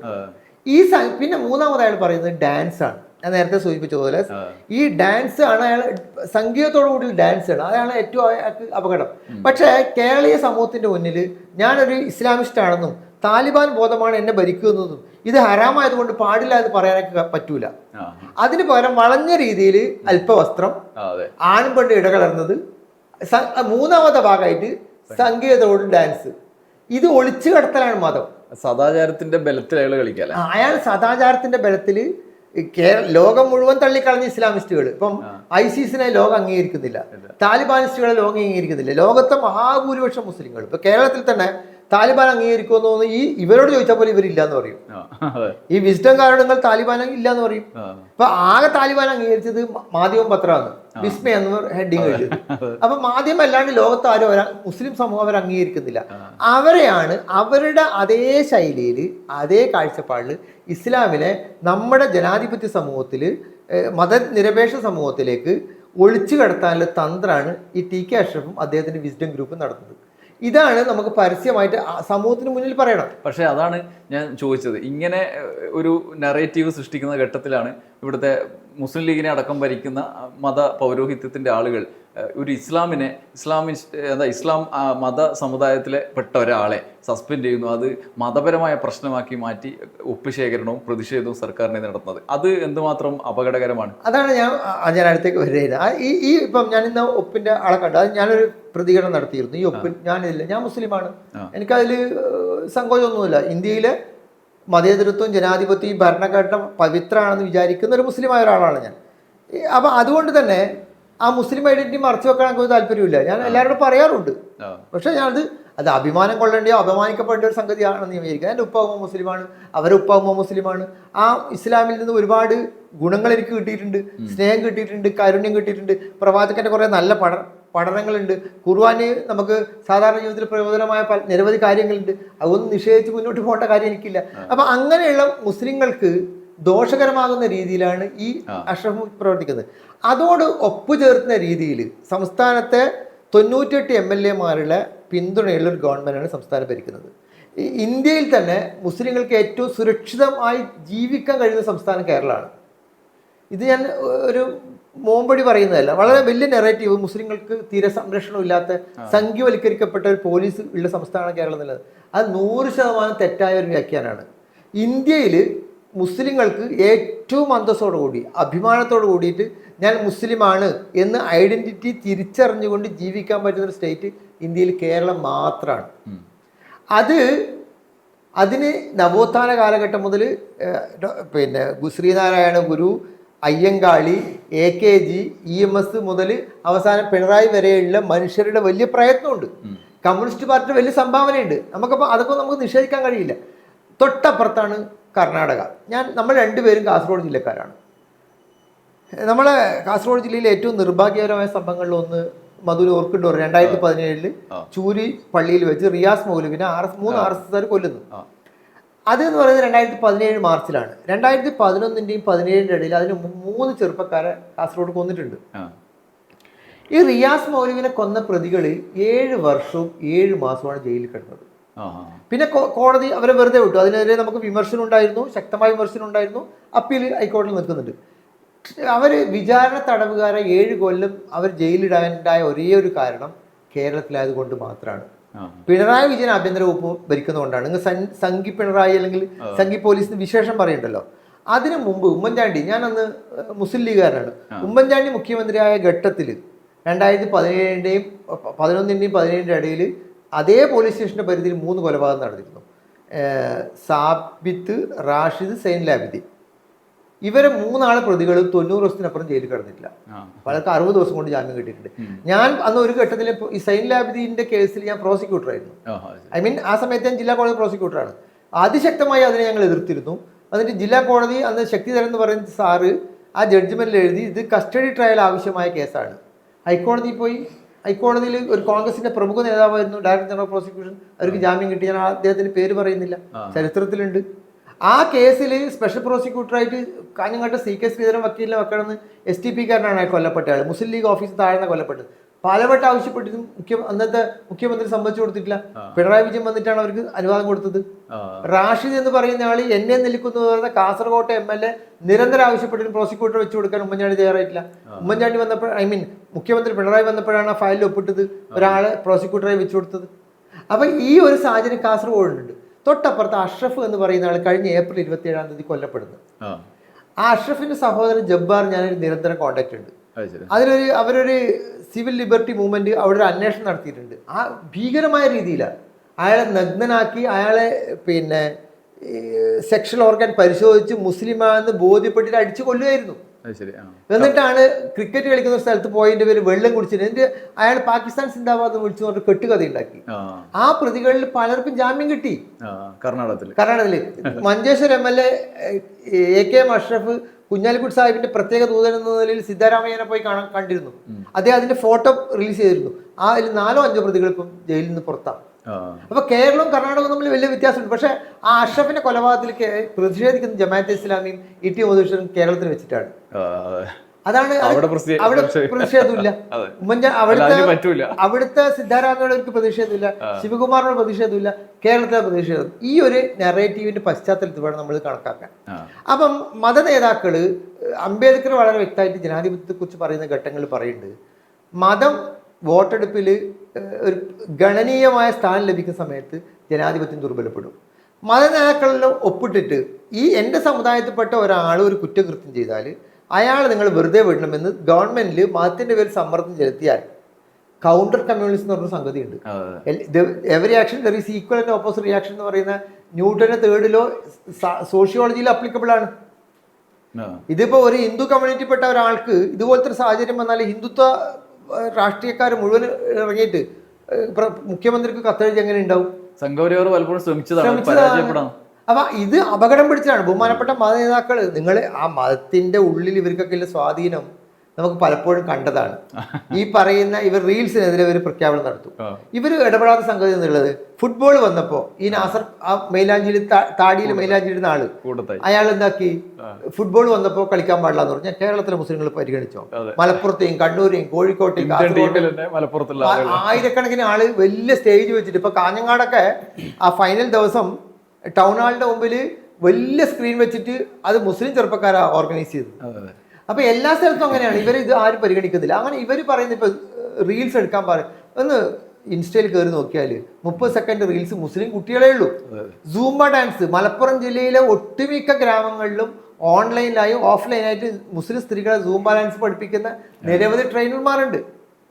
അപ്പം ഇവർ പറയുന്ന ഒന്നും സമുദായം പരിഗണിക്കുന്നില്ല നിർഭാഗ്യവശാൽ. പക്ഷേ പൊതുസമൂഹത്തിന്റെ മുന്നിൽ പ്രേം നസീറിന്റെയോ അല്ലെങ്കിൽ AR റഹ്മാന്റെയോ വൈക്കം മുഹമ്മദ് ബഷീറിന്റെയോ നിലമ്പൂർ ആയിഷാന്റെയോ KT മുഹമ്മദിന്റെയോ ഇസ്ലാമല്ല വായിക്കപ്പെടുക. അതിന് ഇവര് കാരണമാകണം. അപ്പൊ ഇവരെ സമുദായം തിരുത്തു എന്നതിനാണ് വിചാരിക്കുന്നത്. ഇത് അപകടം പിടിച്ച പോക്കാണ്. നമ്മൾ ഓരോ ഇസ്ലാം മതത്തിൽ വിശ്വസിക്കുന്ന അല്ലെങ്കിൽ ഇസ്ലാമിൽ ജനിച്ച ഓരോരുത്തരും ഇത് കൃത്യമായി അവരുടെ നിലപാട് വെളിപ്പെടുത്തണം. ഈ ആൾക്കാരുടെ കൂട്ടത്തിൽ ഞങ്ങളില്ല. ഈ താലിബാൻ ബോധമുള്ളവർ ഇപ്പം സ്ത്രീകൾക്ക് ഇപ്പം ഇത് അടിസ്ഥാനപരമായി സ്ത്രീ വിരുദ്ധതയാണ്. ഇപ്പം ഞാൻ സ്ത്രീകളുടെ സ്വത്തവകാശവുമായി ബന്ധപ്പെട്ട് ഇവരൊന്നും ഒരിക്കലും പ്രോഗ്രസ്സായി ചിന്തിക്കുന്നവരല്ല. അവർക്ക് ഇപ്പം കേരളത്തിലെ വിദ്യാഭ്യാസവുമായി ബന്ധപ്പെട്ട് നമ്മളൊക്കെ ഞാനിപ്പോൾ ലീഗിലുണ്ടാകുന്ന സമയത്ത് ഞങ്ങളൊക്കെ പ്രസംഗിച്ച് നടന്നത് മുസ്ലിം ലീഗിൻ്റെ സ്വാധീനം കൊണ്ടാണ്, അല്ലെങ്കിൽ മുസ്ലിം ലീഗിൻ്റെ സാന്നിധ്യം കൊണ്ടാണ് കേരളത്തിലെ മുസ്ലിം സ്ത്രീ വിദ്യാഭ്യാസം കൂടിയെന്ന്. വാസ്തവത്തിൽ ചരിത്രപരമായി അതിൽ വസ്തുത വളരെ കുറച്ചേ ഉള്ളൂ. ജസ്റ്റിസ് ഫാത്തിമ ബീവി 1930 ഈ സമസ്തൻ്റെ ഒരു സമ്മേളനം പെരിന്തൽമണ്ണി കൂടിയിട്ട് സ്ത്രീകൾ പഠിക്കാൻ പാടില്ലെന്ന് പ്രമേയം പാസ്സാക്കുന്ന ഡോക്യുമെൻ്റ് ഉണ്ട്. ഞാൻ ടെലിവിഷൻ ചർച്ചയിൽ പറഞ്ഞപ്പോൾ അപ്പുറത്തിലാൾ നിലവിളിച്ച് കള്ള പറയുന്നത് ഒരു വസ്തുതയാണ്. അപ്പം നമ്മുടെ വിദ്യാഭ്യാസത്തിന്, കേരളത്തിലെ എല്ലാവരുടെയും വിദ്യാഭ്യാസത്തിന് പ്രചോദനമാകുന്നത് ശ്രീനാരായണ ഗുരുവിൻ്റെ ഒരു പരിശ്രമമാണ്. ഈ ഈഴവ കമ്മ്യൂണിറ്റി അദ്ദേഹം ഡെവലപ്പ് ചെയ്യാൻ വേണ്ടിയിട്ട് വിദ്യ കൊണ്ട് ശക്തരാകൂ എന്നാണ് മൂപ്പർ മുദ്രാവാക്യം. ഈ വിദ്യ കൊണ്ട് ശക്തരാകും എന്ന് പറയുന്നത് ഇപ്പോൾ പിന്നെ ക്രിസ്ത്യൻ മിഷണറിമാരുടെ വിദ്യാഭ്യാസ പ്രവർത്തനം, ഇതൊക്കെ സമൂഹത്തിൽ ഞാൻ നേരത്തെ സൂചിപ്പിച്ചതുപോലെ മുസ്ലിങ്ങളും ക്രിസ്ത്യാനികളും ഹിന്ദുക്കളും വേറിട്ട് താമസിക്കുന്ന ഒരു സമൂഹമല്ല നമ്മളത്. ഇവരൊക്കെ വിദ്യാഭ്യാസ പ്രവർത്തനം നടത്തുമ്പോൾ അതാത് പ്രദേശത്തെ കുട്ടികൾ സ്കൂളിലേക്ക് എത്തുകയാണ്. അത് ഏതെങ്കിലും മതത്തിൻ്റെയോ അല്ലെങ്കിൽ രാഷ്ട്രീയ പാർട്ടിയുടെ പിന്തുണ കൊണ്ടല്ല എത്തുന്നത്. അവരൊക്കെ എഴുത്തും വായനയും പഠിക്കണം, അവർക്ക് ആഗ്രഹമുണ്ട്. അവരെ മക്കളെ പഠിപ്പിക്കണം എന്ന് അവർക്ക് ആഗ്രഹമുണ്ട്. അങ്ങനെയാണ് അവരൊക്കെ സ്കൂളിലെത്തുന്നത്. ശ്രീനാരായണ ഗുരുവും ബാസിൽ മിഷണറിമാരും അയ്യങ്കാളിയും ഒക്കെ എടുത്ത വലിയൊരു എഫേർട്ടിൻ്റെ ഭാഗമായിട്ട് അങ്ങനെയാണ് അവിടെ മലബാറിൽ സ്ത്രീകൾക്ക് വിദ്യാഭ്യാസം നിഷേധിക്കുമ്പോൾ ജസ്റ്റിസ് ഫാത്തിമ ബീവി ഇവിടെ തിരുവനന്തപുരത്ത് യൂണിവേഴ്സിറ്റി കോളേജിൽ BSc ചേർത്തിരുന്നു. ആദ്യത്തെ സുപ്രീം കോടതിയിലെ ആദ്യത്തെ വനിതാ ജഡ്ജ് അവർ, എനിക്ക് തോന്നുന്നു 89 ഒക്ടോബർ 5 അവർ ജഡ്ജായിട്ട് വരുന്നത്. അതുവരെ ഒറ്റ സ്ത്രീ ഉണ്ടായിട്ടില്ല. 47 നിലവിൽ വന്ന രാജ്യത്തിൽ 89 വരെ ഒരു സ്ത്രീയും ജഡ്ജായിട്ടില്ല. ആദ്യം വന്ന ആള് കേരളത്തിലെ മുസ്ലിമാണ്. അത് CH മുഹമ്മദ് ലീഗിന്റെ സംഭാവനയല്ലല്ലോ. നമ്മളിങ്ങനെ ലീഗാണ് ഞാനും അങ്ങനെ വിചാരിച്ചിരുന്നു. ഞാൻ അതിനുവേണ്ടി പ്രൊപ്പഗേറ്റ് നടത്തിയിരുന്നു, പ്രസംഗിച്ചിരുന്ന ആളാണ്. പക്ഷെ അത് വസ്തുതാപരമായി ശരിയല്ല. കേരളത്തിലെ നിയമസഭയിൽ ആദ്യത്തെ ഡെപ്യൂട്ടി സ്പീക്കർ ആയിരുന്നറിയോ? EMSന്റെ ഡെപ്യൂട്ടി സ്പീക്കർ ആര്? ആയിഷ ബായി എന്ന് അവരുടെ പേര്. കായംകുളത്ത് ജനിച്ച, ആലപ്പുഴയിൽ കായംകുളത്ത് ജനിച്ച അവർ ലോ ഗ്രാജുവേറ്റാ. 57 കായംകുളത്ത് ഒരാൾ ലോ ഗ്രാജുവേറ്റായി വിദ്യാർത്ഥി സംഘടനയിൽ പ്രവർത്തിച്ച്, മഹിളാ സംഘടനയിൽ പ്രവർത്തിച്ച്, MLA ആയി കേരള നിയമസഭയിൽ അംഗമായിരുന്നെങ്കിൽ അത് മുസ്ലിം ലീഗിന്റെ സംഭാവനയാണ്. തൊട്ടപ്പുറത്ത് ആ കമ്മ്യൂണിസ്റ്റ് മന്ത്രിസഭ ഇന്ദിരാഗാന്ധി ജവഹർലാൽ നെഹ്റു പിരിച്ചു വിട്ടു. തൊട്ടപ്പുറത്ത് കോൺഗ്രസ് വന്നു. അതിൻ്റെ കൂടെ ആരാ സ്പീക്കറായത്? നഫീസത്ത് ബീവി എന്ന് പറയുന്ന ഡെപ്യൂട്ടി സ്പീക്കർ. മുസ്ലിം ലീഗിന്റെ സീതി സാഹിബ് സ്പീക്കറായി. ഡെപ്യൂട്ടി സ്പീക്കർ മുസ്ലിമാ. ഇന്നിപ്പോ മുസ്ലിമും സ്പീക്കറും ഡെപ്യൂട്ടി സ്പീക്കറും മുസ്ലിം ആകുമ്പോൾ നമ്മുടെ നാട്ടിൽ വലിയ പ്രശ്നം വരും. അത് വലിയ ഇപ്പൊ പോലീസ് സ്റ്റേഷനിലെ CAയും SIയും മുസ്ലിം ആയാൽ പ്രശ്നമാണ്. DYSPയും SIയും മുസ്ലിം ആയാലും പറയേ വേണ്ട. നമ്മൾ അത് അങ്ങനെയാണല്ലോ. മുസ്ലിം വിരോധം വന്നിട്ട് എവിടെയോ തലത്തിൽ സംഭവം ഉണ്ടാക്കിയിട്ടുണ്ട്. അത് ഇമാതിരി അഷ്റഫിനെ പോലത്തെ ആളുടെ റോള് ചില്ലറയല്ല. ഈ മുസ്ലിം വിരോധ ആൾക്കാരുടെ ഇഞ്ചക്ട് ചെയ്യുന്നതിൽ ഈ വിസ്ഡം ഗ്രൂപ്പുകാരുടെ പ്രവർത്തനം അത്ര നിസ്സാരമായി കാണുന്നില്ല. അപ്പം നഫീസത്ത് ബീവി എന്ന് പറയുന്നുള്ള, എന്നാൽ അതിനുശേഷം തുടർച്ച ഉണ്ടായിട്ടില്ല. 1967 ലീഗും CPM സഖ്യം വന്നതിന് ശേഷം മുസ്ലിം ലീഗിന് വലിയ പ്രോമിനൻസ് കിട്ടി മുസ്ലിം രാഷ്ട്രീയത്തിൽ. അതിനുശേഷം കേരളത്തിലെ മുസ്ലിം സ്ത്രീകൾക്ക് മുഖ്യധാര രാഷ്ട്രീയത്തിൽ ഉണ്ടായിട്ടേ ഇല്ല. ഒരു ഷാനിമോൾ ഉസ്മാൻ ഉണ്ട്. ആലപ്പുഴ കഴിഞ്ഞ ഇലക്ഷനിൽ അവർ 2019 അവർ മുസ്ലിം സ്ത്രീ ആയതുകൊണ്ട് മാത്രം തോറ്റു. ഞാൻ ഉറച്ചു വിശ്വസിക്കുന്നു. സൈനബ മത്സരിച്ച് മലപ്പുറത്ത്. കമ്മ്യൂണിസ്റ്റ് പാർട്ടിക്ക് സ്ഥിരമായി വോട്ട് ചെയ്യുന്നവർ പ്രാവശ്യം വോട്ട് ചെയ്തില്ല. അപ്പോൾ ഒരു മുസ്ലിം സ്ത്രീ വിരുദ്ധ മനോഭാവം ഉണ്ട്. പക്ഷെ ഇന്ത്യയിൽ മറ്റ് സ്റ്റേറ്റിൽ അങ്ങനെയല്ല.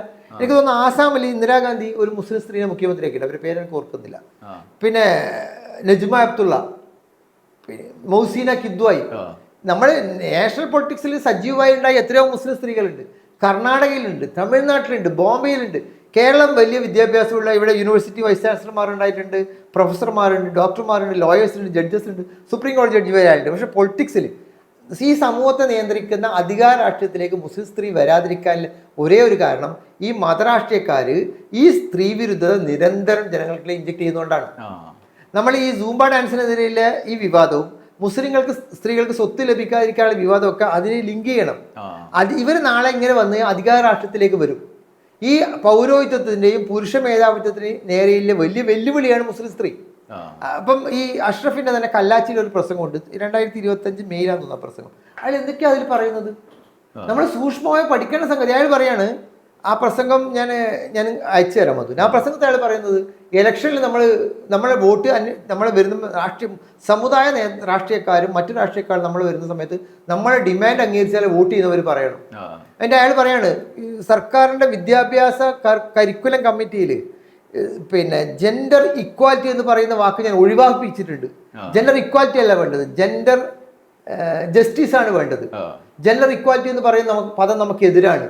ഒരു മനുഷ്യനും അയാളുടെ ശരീരത്തിന് മേൽ അവകാശമില്ല. അത് ആർട്ടിക്കിൾ 21 വയലേഷൻ ആണെന്ന്. ആർട്ടിക്കിൾ 21 ഓരോ മനുഷ്യനും അഭിമാനകരമായി ജീവിക്കാൻ അയാളുടെ ശരീരത്തിന് മേൽ അവകാശം നൽകുന്നുണ്ട്. അതുകൊണ്ടാണ് അബോർഷൻ ചെയ്യാൻ ഒരു സ്ത്രീ തീരുമാനിച്ചാൽ അവരെ ഭർത്താവിന് കൺസെന്റ് വേണ്ട എന്ന് നിയമം പറയുന്നത്. അതായത് അവരെ വയറ്റിൽ വളരുന്ന കുട്ടി ജനിക്കണോ മരിക്കണോ എന്ന് തീരുമാനിക്കാനുള്ള അവകാശം ഒരു പീരീഡ് വരെ ആ സ്ത്രീക്കുണ്ട്. വളർന്നാലില്ല, അത് കൊലപാതകമാവും. അത് കൊടുക്കുന്ന അവകാശം അവരെ ബോഡിയുടെ മേലെ അവർക്ക് അവകാശം ഉണ്ട് എന്നുള്ള പ്രഖ്യാപനമാണ്. അതിനെതിരാണ് ഇയാൾ പ്രസംഗിക്കുന്നത്. അപ്പൊ ഇയാളൊക്കെ ഉദ്ദേശം ഒരു പ്രാകൃത സമൂഹമായി കേരളത്തിലെ മുസ്ലിം സമുദായത്തെയും, മുസ്ലിം സമുദായം മാറി എല്ലാ സമുദായം മാറിയും. ഇപ്പൊ കേരള സമൂഹത്തിലെ മുസ്ലിം സമുദായം ഒരു പിന്നോക്കം പോകുന്ന ഒരു സാഹചര്യം ഉണ്ടായാൽ അത് ആ സമുദായത്തെ മാത്രമല്ല ബാധിക്കുക. നമ്മൾ മനസ്സിലാക്കേണ്ടത് കേരളത്തിലെ 4 കാണുമ്പോൾ ഒരാൾ മുസ്ലിമാവും, അല്ലെ 5 കാണുമ്പോൾ ഒരാൾ മുസ്ലിമാവും. ആ സമൂഹത്തിന്റെ 5 മുസ്ലിമാണെന്ന്. അപ്പൊ ആ മുസ്ലിം സമുദായത്തിന് വരുന്ന പിന്നോക്കാവസ്ഥ, അവരുടെ സ്ത്രീകൾക്ക് വരുന്ന പിന്നോക്കാവസ്ഥ, അവരുടെ സ്ത്രീകളെ വളർച്ചയെ തടയുന്ന ഏത് പ്രക്രിയയും കേരള സമൂഹത്തെ പിന്നോട്ട് വലിക്കും. അപ്പൊ കേരള സമൂഹം മുഴുവൻ ജാഗ്രതപ്പെടേണ്ട ഒരു കാര്യമാണ് മുസ്ലിം സ്ത്രീക്ക് നേരെയുള്ള ഈ അക്രമം. മതത്തിനപ്പുറത്ത് നമ്മൾ ജാഗ്രത കാണിക്കണം. ഇപ്പൊ ചില പണ്ഡിതന്മാർ സാറ് പറയും ഇത് മുസ്ലിങ്ങളുടെ പ്രശ്നമാണ്. മുസ്ലിങ്ങളുടെ പ്രശ്നമല്ല. ഇനി നിങ്ങൾ പറയുന്ന പോലെ മുസ്ലിങ്ങളുടെ പ്രശ്നമാണെങ്കിൽ പോലും ആ മുസ്ലിം കേരളത്തിൽ ജീവിക്കുന്ന കേരള സമൂഹത്തിന്റെ ഭാഗമായ കേരളത്തിലെ മാനവ വിഭവശേഷിയിലെ പ്രധാനപ്പെട്ട പങ്ക് വഹിക്കുന്ന ഒരു സമുദായമാണ് മുസ്ലിം. ആ മാനവ വിഭവശേഷിക്ക് കോട്ടം വന്നാൽ കേരളത്തിന്റെ വളർച്ചയുടെ ഗ്രാഫ് താഴോട്ടേക്ക് പോകും. അത് പോകാൻ ഇവിടുത്തെ ഹിന്ദുവും ക്രിസ്ത്യാനിയും അനുവദിക്കൂല, മതം ഇല്ലാത്തവരും അനുവദിക്കൂല. അത് നമ്മൾ മനസ്സിലാക്കാറുണ്ട്. അത് മനസ്സിലാക്കാതെയാണ് പണ്ഡിതന്മാർ നിങ്ങൾ മതത്തിന്റെ കാര്യത്തിൽ ആരും ഇടപെടുന്നില്ല. മതം സമൂഹത്തിലേക്ക് വരുമ്പോൾ, സമൂഹത്തിന്റെ വളർച്ചയ്ക്ക് ദോഷമായി വരുമ്പോൾ നിങ്ങൾ പറയുന്ന നിങ്ങൾ പറയുന്ന ഫത്വ അംഗീകരിക്കാൻ തയ്യാറല്ല എന്ന് ഈ സമൂഹം പറയും. അത് നിങ്ങൾ മതത്തിന്റെ പരിചയം വെച്ച് നിങ്ങൾക്ക് തടയാൻ കഴിയില്ല. അതാണ് രാഷ്ട്രീയത്തിൽ അല്ലെങ്കിൽ ഭരണപരമായ കാര്യങ്ങൾ നിങ്ങൾക്ക് നിയമപരമായി തെറ്റുണ്ടെങ്കിൽ, ഇപ്പോൾ ഗവൺമെന്റ് സർവീസിൽ റൂൾസ് പ്രകാരം അയാൾക്ക് നടപടി സ്വീകരിച്ചു, അതിനയാൾക്ക് വിയോജിപ്പുണ്ട്, നിയമപരമായി തെറ്റുണ്ട്, നിങ്ങൾക്ക് കോടതി പോവാ. നിങ്ങൾക്ക് സർവീസ് ട്രൈബ്യൂണൽ ഉണ്ട്, ഹൈക്കോടതി ഉണ്ട്, റിട്ട് പെറ്റീഷൻ ഫയൽ ചെയ്യുക. ആ കോടതി അത് ഗവൺമെന്റ് ചെയ്ത് തെറ്റാണെന്ന് പറഞ്ഞാൽ തെറ്റാണ്, അത് തിരുത്താൻ ഗവൺമെന്റ് ബാധ്യസ്ഥനാണ്. അതിന് പകരം മതത്തിന്റെ ആളെ കൂട്ടിയിട്ട് ജാഥ നടത്തിയിട്ട് ഒപ്പ് ശേഖരിച്ചിട്ട് സർക്കാരിനെ മുൾമുനയിൽ നിർത്തുന്നത്, ഗൺ പോയിന്റിൽ നിർത്തുന്നത് വിദൂരമായ ഭാവിയിൽ ജനാധിപത്യത്തിന് ദോഷകരമായി ബാധിക്കുന്ന ഒരു സംഗതിയാണ്. അതിൽ നിന്ന് മുസ്ലിം നേതാക്കൾ എന്ന് അവർ വിചാരിക്കുന്നത്, അവർ മുസ്ലിം സമുദായത്തിന്റെ നേതാവെന്ന് നമുക്ക് അംഗീകരിച്ചു കൊടുക്കാൻ കഴിയില്ല. അവരില്ലാത്ത 10,000 ലക്ഷക്കണക്കിന് വേറെ മുസ്ലിങ്ങളുണ്ട്. എന്നാലും അവർ സ്വയം നേതാക്കൾ വിചാരിക്കാം അവർ ഇന്ന് പിന്തിരിയണം, അല്ലെങ്കിൽ ആ സമുദായത്തിന് ദോഷകരമായിരിക്കും, കേരള സമൂഹത്തിന് ദോഷകരമായി ബാധിക്കും. അപ്പൊ ഇതിന്റെ ഒരു പ്രതിസന്ധി അവിടെ തന്നെ നിൽക്കുകയാണ്. അതായത് ഒരു പൊതുസമൂഹത്തിൽ തന്നെ സ്വീകാര്യതയുള്ള രാഷ്ട്രീയ പാർട്ടി അടക്കം, മുസ്ലിം ജനസാമാന്യത്തിന്റെ പ്രാതിനിധ്യമുള്ള രാഷ്ട്രീയ പാർട്ടി അടക്കം ഇങ്ങനെ ഒരു കാഴ്ചപ്പാടോടെ മുന്നോട്ട് വന്ന ഒരാളെ പിന്തുണച്ച് രംഗത്ത് വരുമ്പോഴുള്ള പ്രതിസന്ധി അയാൾ പറയുന്നത് ശരിയാണെന്നാണല്ലോ. അപ്പം അദ്ദേഹം മുന്നോട്ട് വെച്ച ആശയം അങ്ങനെ നിൽക്കുകയാണ്.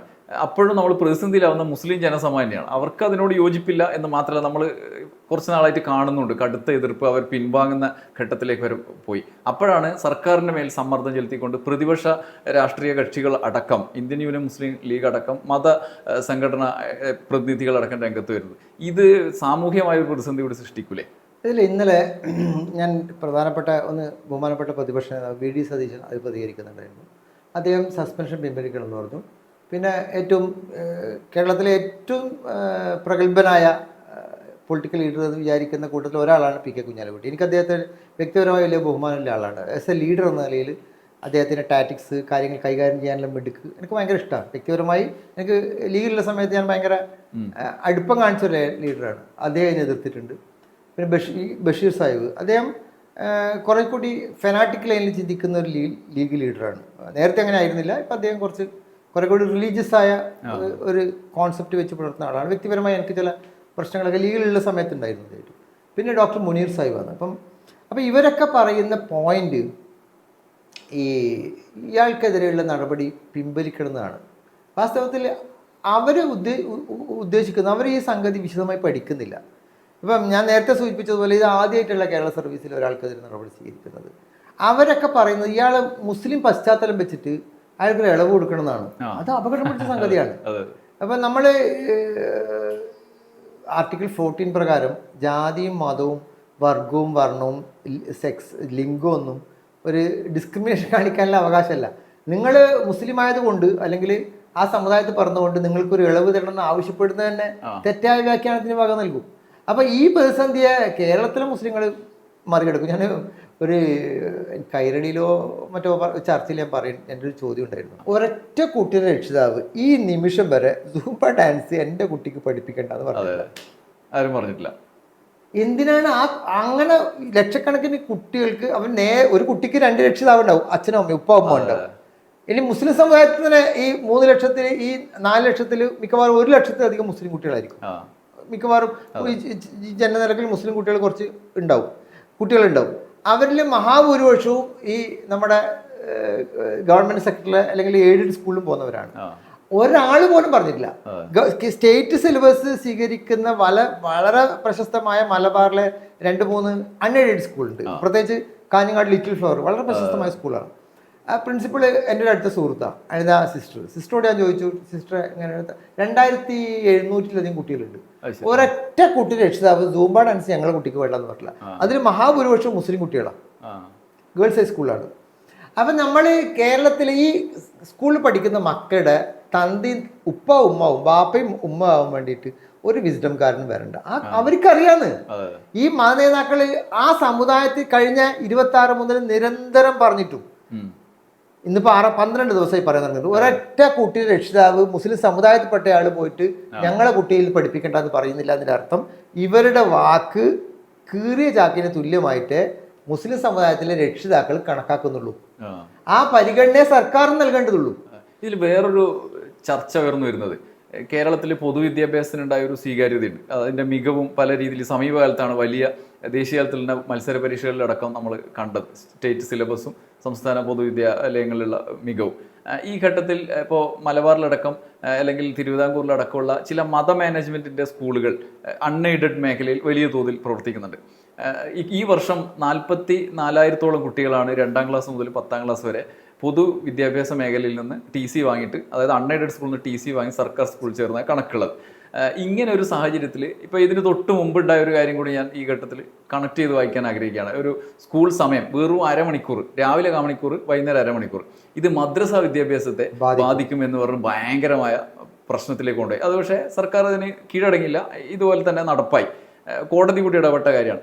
ഇങ്ങനെ കഴിഞ്ഞ വർഷമാണ് ക്രൈസ്തവ മാനേജ്മെന്റിൽ ചില ആളുകൾ ബിഷപ്പുമാരിന് രംഗത്തെത്തി പറഞ്ഞത്, നമ്മൾ ഞായറാഴ്ച എന്തോ മീറ്റിംഗ് വെച്ചിട്ട് അതുകൊണ്ട് പിള്ളേരെ ഇതിനെ ബാധിക്കും എന്ന് പറഞ്ഞത്.